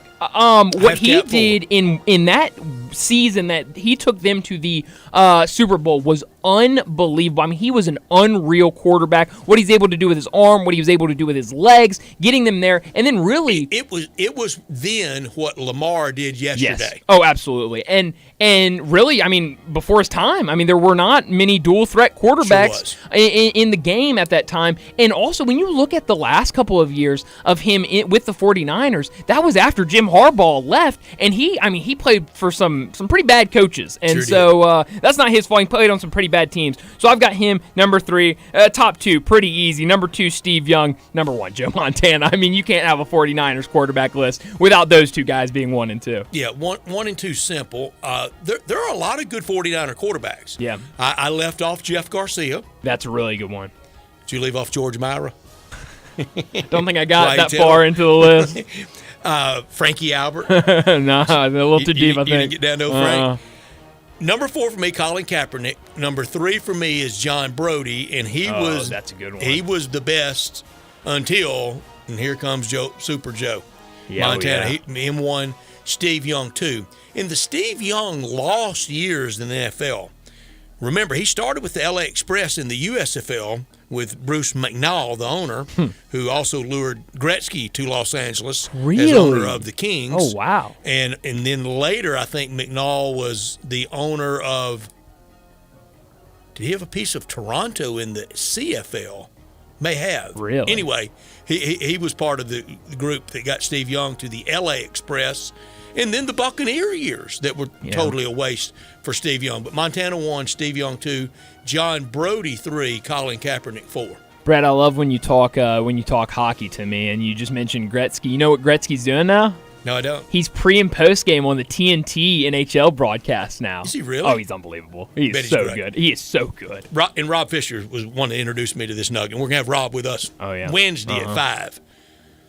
The greatest sports nugget ever. I mean, as good as that one about Stan the Man with 3,630 career hits, 18-15 at home, 18-15 on the road. That's really good. It's really good. The greatest one, Wayne Gretzky would be the leading scorer in the history of the NHL on just assists. Yeah, that's crazy. The puck never goes into the net. He's leading scorer just on assists. Yeah, no, that number is, every time I hear it, I'm just shocked. I'll always forget it, and then somebody will say it, or I'll hear it on a broadcast or something, and I'm like, wait, what? Fernando Tatis, 2 grand slams off the same pitcher in the same inning. Good stuff. Yeah. But Gretzky. It's unbelievable. I mean, that's such a good number. Well, this game tonight, I hope it lives up to be a good one. What was the game last week that we were talking about? Like, this is an okay game, and then it turned out to be a great game. It was the Jaguars game. That one was a great one. Yeah, Thursday night. So hopefully this one can live up to be a really good one as well. But let's go ahead and get to our final break of the day. When we come back, we'll wrap up today's show. Taco Bell Crunch Time. Broadcasting from the Family Leisure Studio, we are Sports 56 and 98.5 FM. It doesn't matter if you're at the lake, if you're hunting, fishing, playing golf, or just playing around, Scooters Plus can hook you up with the mobility that you need. Scooters Plus has the largest vehicle and parts inventory in the Mid-South and the best service department. You can choose from ATVs, UTVs, golf carts, motorcycles, dirt bikes, trikes, scooters, and even electric bikes. Come in today to start or wrap up your holiday shopping with 25% down on Christmas layaways. Scooters Plus, 3425 Summer Avenue. Call Sam at 458-8843 or go online to scootersplus.us. Guns, guns, and more guns. Over 700 firearms in stock. Home defense guns, old guns, new guns, used guns, big guns, little guns. Every gun you can think of, Classic Arms has them. All brands like Glock, Sig, Colt, Ruger, Smith & Wesson, Browning, Beretta, Benelli, Remington, Winchester, and more. Guaranteed lowest prices in town. Only gun importer in the Mid-South. Free gun inspections and appraisals and free bore sighting for the upcoming deer season. Shop online at ClassicArmsOfMemphis.com or visit Classic Arms at 1740 Germantown Parkway behind Corky's Barbecue in Cordova. At Jason's Deli, when you're dining in or picking up curbside, you can expect wholesome food and no surprises, just delicious sandwiches, crisp salads, and quick quality meals made with the freshest ingredients and no artificial trans fats, MSG, high fructose corn syrup, or artificial colors and dyes. Around here, a lot of thought goes into what we put into our food and what we take out of it, because you're not just taking a bite, you're getting a taste of who we are. New items are constantly being created to expand our menu for all tastes and special diets with vegan and gluten-free options available. Convenience and on-time delivery you can count on. It's just a click away at jasonsdeli.com, so whether you need to feed 5 people or 5,000, the team at Jason's Deli, they have the credentials and the commitment to keep you satisfied. Freshness is nearby at Jason's Deli with locations at Ridgeway in the Park Place Center, Poplar and Highland, Germantown Road in Cordova, and on Goodman Road in Olive Branch. Jason's Deli. It's wholesome food and no surprises.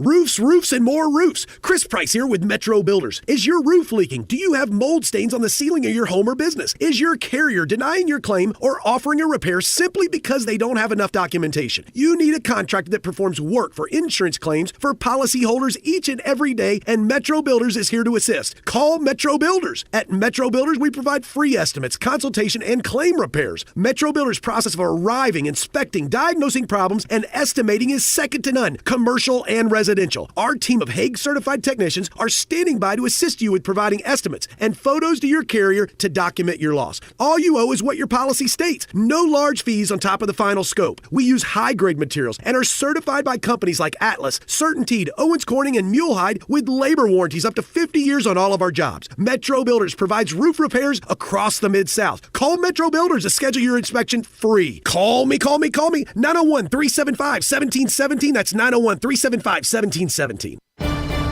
Rich Eisen here from Monday Night Football on Westwood One. Coming up, Brock Purdy and the 5-1 Niners travel to Minnesota to face Kirk Cousins and the 2-4 Vikings. Will San Francisco rebound from their first loss of the season last week? Join Kevin Harlan and Hall of Famer Kurt Warner to find out on air and on the free live stream sponsored by AutoZone on Monday Night Football. Right here on Sports 56. Snap into action this NFL season with FanDuel, America's #1 sports book. Right now, new customers get $200 in bonus bets, guaranteed, when you place a $5 bet. That's $200 in bonus bets, win or lose. If you've been thinking about joining FanDuel, there's no better time to get in on the action. The app is so easy to use. There's a wide range of betting options, spreads, player props, over-unders, and more. Hey, in New York, right now I'm looking at all of the unders for Jets offensive numbers. Passing yards, touchdowns, receiving yards. I'm looking at all of the unders in New York. So visit FanDuel.com/win and kick off the NFL season. That's FanDuel.com/win, FanDuel.com/win. FanDuel, official partner of the NFL. 21 plus and present in Tennessee. First online real money wager, only $10 first deposit required. Bonus issued is non-withdrawable bonus bets that expire 7 days after receipt. Restrictions apply. See terms at sportsbook.fanduel.com. Gambling problem? Call TN Redline 1-800-889-9789. Now, back to Sports Time on Sports 56 and 98.5 FM. This hour is brought to you by Hewlett & Dunn, Boot and Jean Company in Collierville. Here once again are Brett Norsworthy and Bryant Dacus.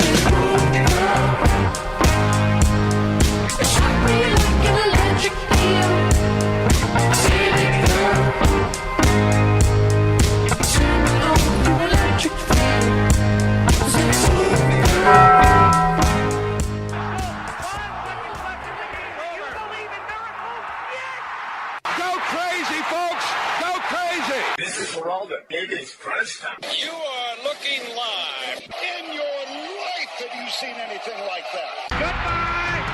Hello, Haskins. It's obviously crunch time. Hammer, nail, coffin. This baby is over. The double steak grilled cheese burrito, so good. Double the steak with nacho cheese sauce, seasoned rice, red strips, sour cream, and the 3-cheese blend wrapped inside a warm flour tortilla, with even more 3-cheese blend grilled on the top. The double steak grilled cheese burrito, it hits the spot now at Taco Bell. And at Taco Bell, when they say they are feeding people's lives with unexpected good, they mean it. Bowl food you can't get anywhere else. Well, Brett, it feels like I have like 6 things I learned today, about 6 things I could have done without today. So I've got to just choose one. I guess I'll choose the most recent one because I just saw this come across my timeline. Giannis Antetokounmpo has agreed to a 3-year, $186 million contract extension. It's the Dame effect, the Dame Dollar effect. So it sounds like for at least the next 3 years, he'll stay with the Bucks when his current contract ends. So that's huge for the Bucks. I know this is a guy that everyone has had thoughts about. Will he leave once his extension or once his contract ends? Will he not? I know he's even kind of said things maybe alluding to the idea that he could leave. But obviously you bring Dame Lillard in there, and the sky's the limit for them. What I learned, Bama isn't vintage. Bama doesn't have a great skilled offensive player. It's not the intimidating force that that it's been in the past. But also know this, they're on top of the West again. 6 straight after being worked by one UT, but another win over the other UT.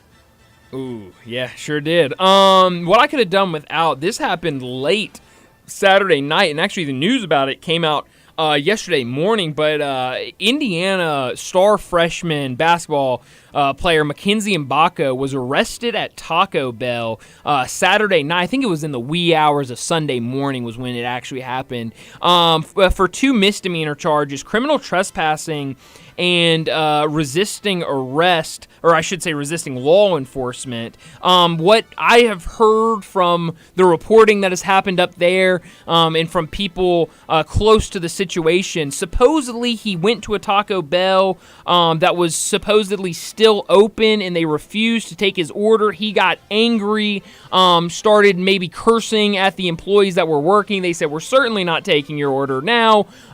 You can leave." And he did not leave the premise. He just stayed in his car in the drive-thru. They called police. Police came when police got here and said, "Hey, you got to leave. You got to move." He did not do anything. He just said, "I'm sitting here in my car." They had to break. They had to bust his window to unlock the door to get him out of the car. So a very bad situation, a stupid situation, very all preventable. But in terms of IU basketball, I'm sure this will lead to some sort of suspension, but he needs to get it together because Indiana's going to need him on the court. They are, and they got a chance to be really good. Could have done without someone having to be fired at Arkansas, and Dan Enos was the one that was out. KJ Jefferson has gotten worse this year. He doesn't have a lot of help. The line plays bad. There's no offensive player beside KJ Jefferson, anybody game plans around. But it's really bigger than Dan Enos. They've lost 8 of the last 11 to Mississippi State. Pitt Boss now 21-24 at Arkansas. Arkansas, they're either 13th or 14th in the SEC right now. It may be ahead of Vandy, maybe. Feels like forever ago they beat Penn State in that Tampa Bowl. It sure does feel like a long time. Where are you beaming tonight? Game 7, magical words, and they come from baseball. When baseball was America's pastime, road teams have dominated in this series. See if the Rangers can keep this going for them. This is why they dealt for Max Scherzer. No, you're absolutely right, and we'll see what he can do tonight. We saw him in that first game, and he wasn't great, but we'll see if he can bounce back tonight. He wasn't bad, but he wasn't the Scherzer I think a lot of people expected. I'm going to beam to this Monday Night Football game tonight, 49ers-Vikings. You can also hear that game right here on this station I got out of after Rebel Minneapolis Yell. once. Oh, yeah. Never chancing it again. Yeah. But it should be it's kind of a slim night in sports, but it should be a good one. It gets busy tomorrow night with the NBA on the eve of the NBA season starting, and we're rattled pretty good here in Memphis over the news. Cruelest of bad breaks. And the front office has some explaining to do. We'll watch the baseball, and can the 49ers get rolling again? Yeah, we'll see all of that. I think 49ers get it done tonight, but we'll see by how much and if they can get back to their winning ways. But one more sleep, and we'll have NBA basketball back tomorrow. 2 marquee games on TNT, and then we'll really get it rolling on Wednesday. But that's all the time we have today. Enjoy your night. We'll talk to you again tomorrow afternoon at 3 o'clock.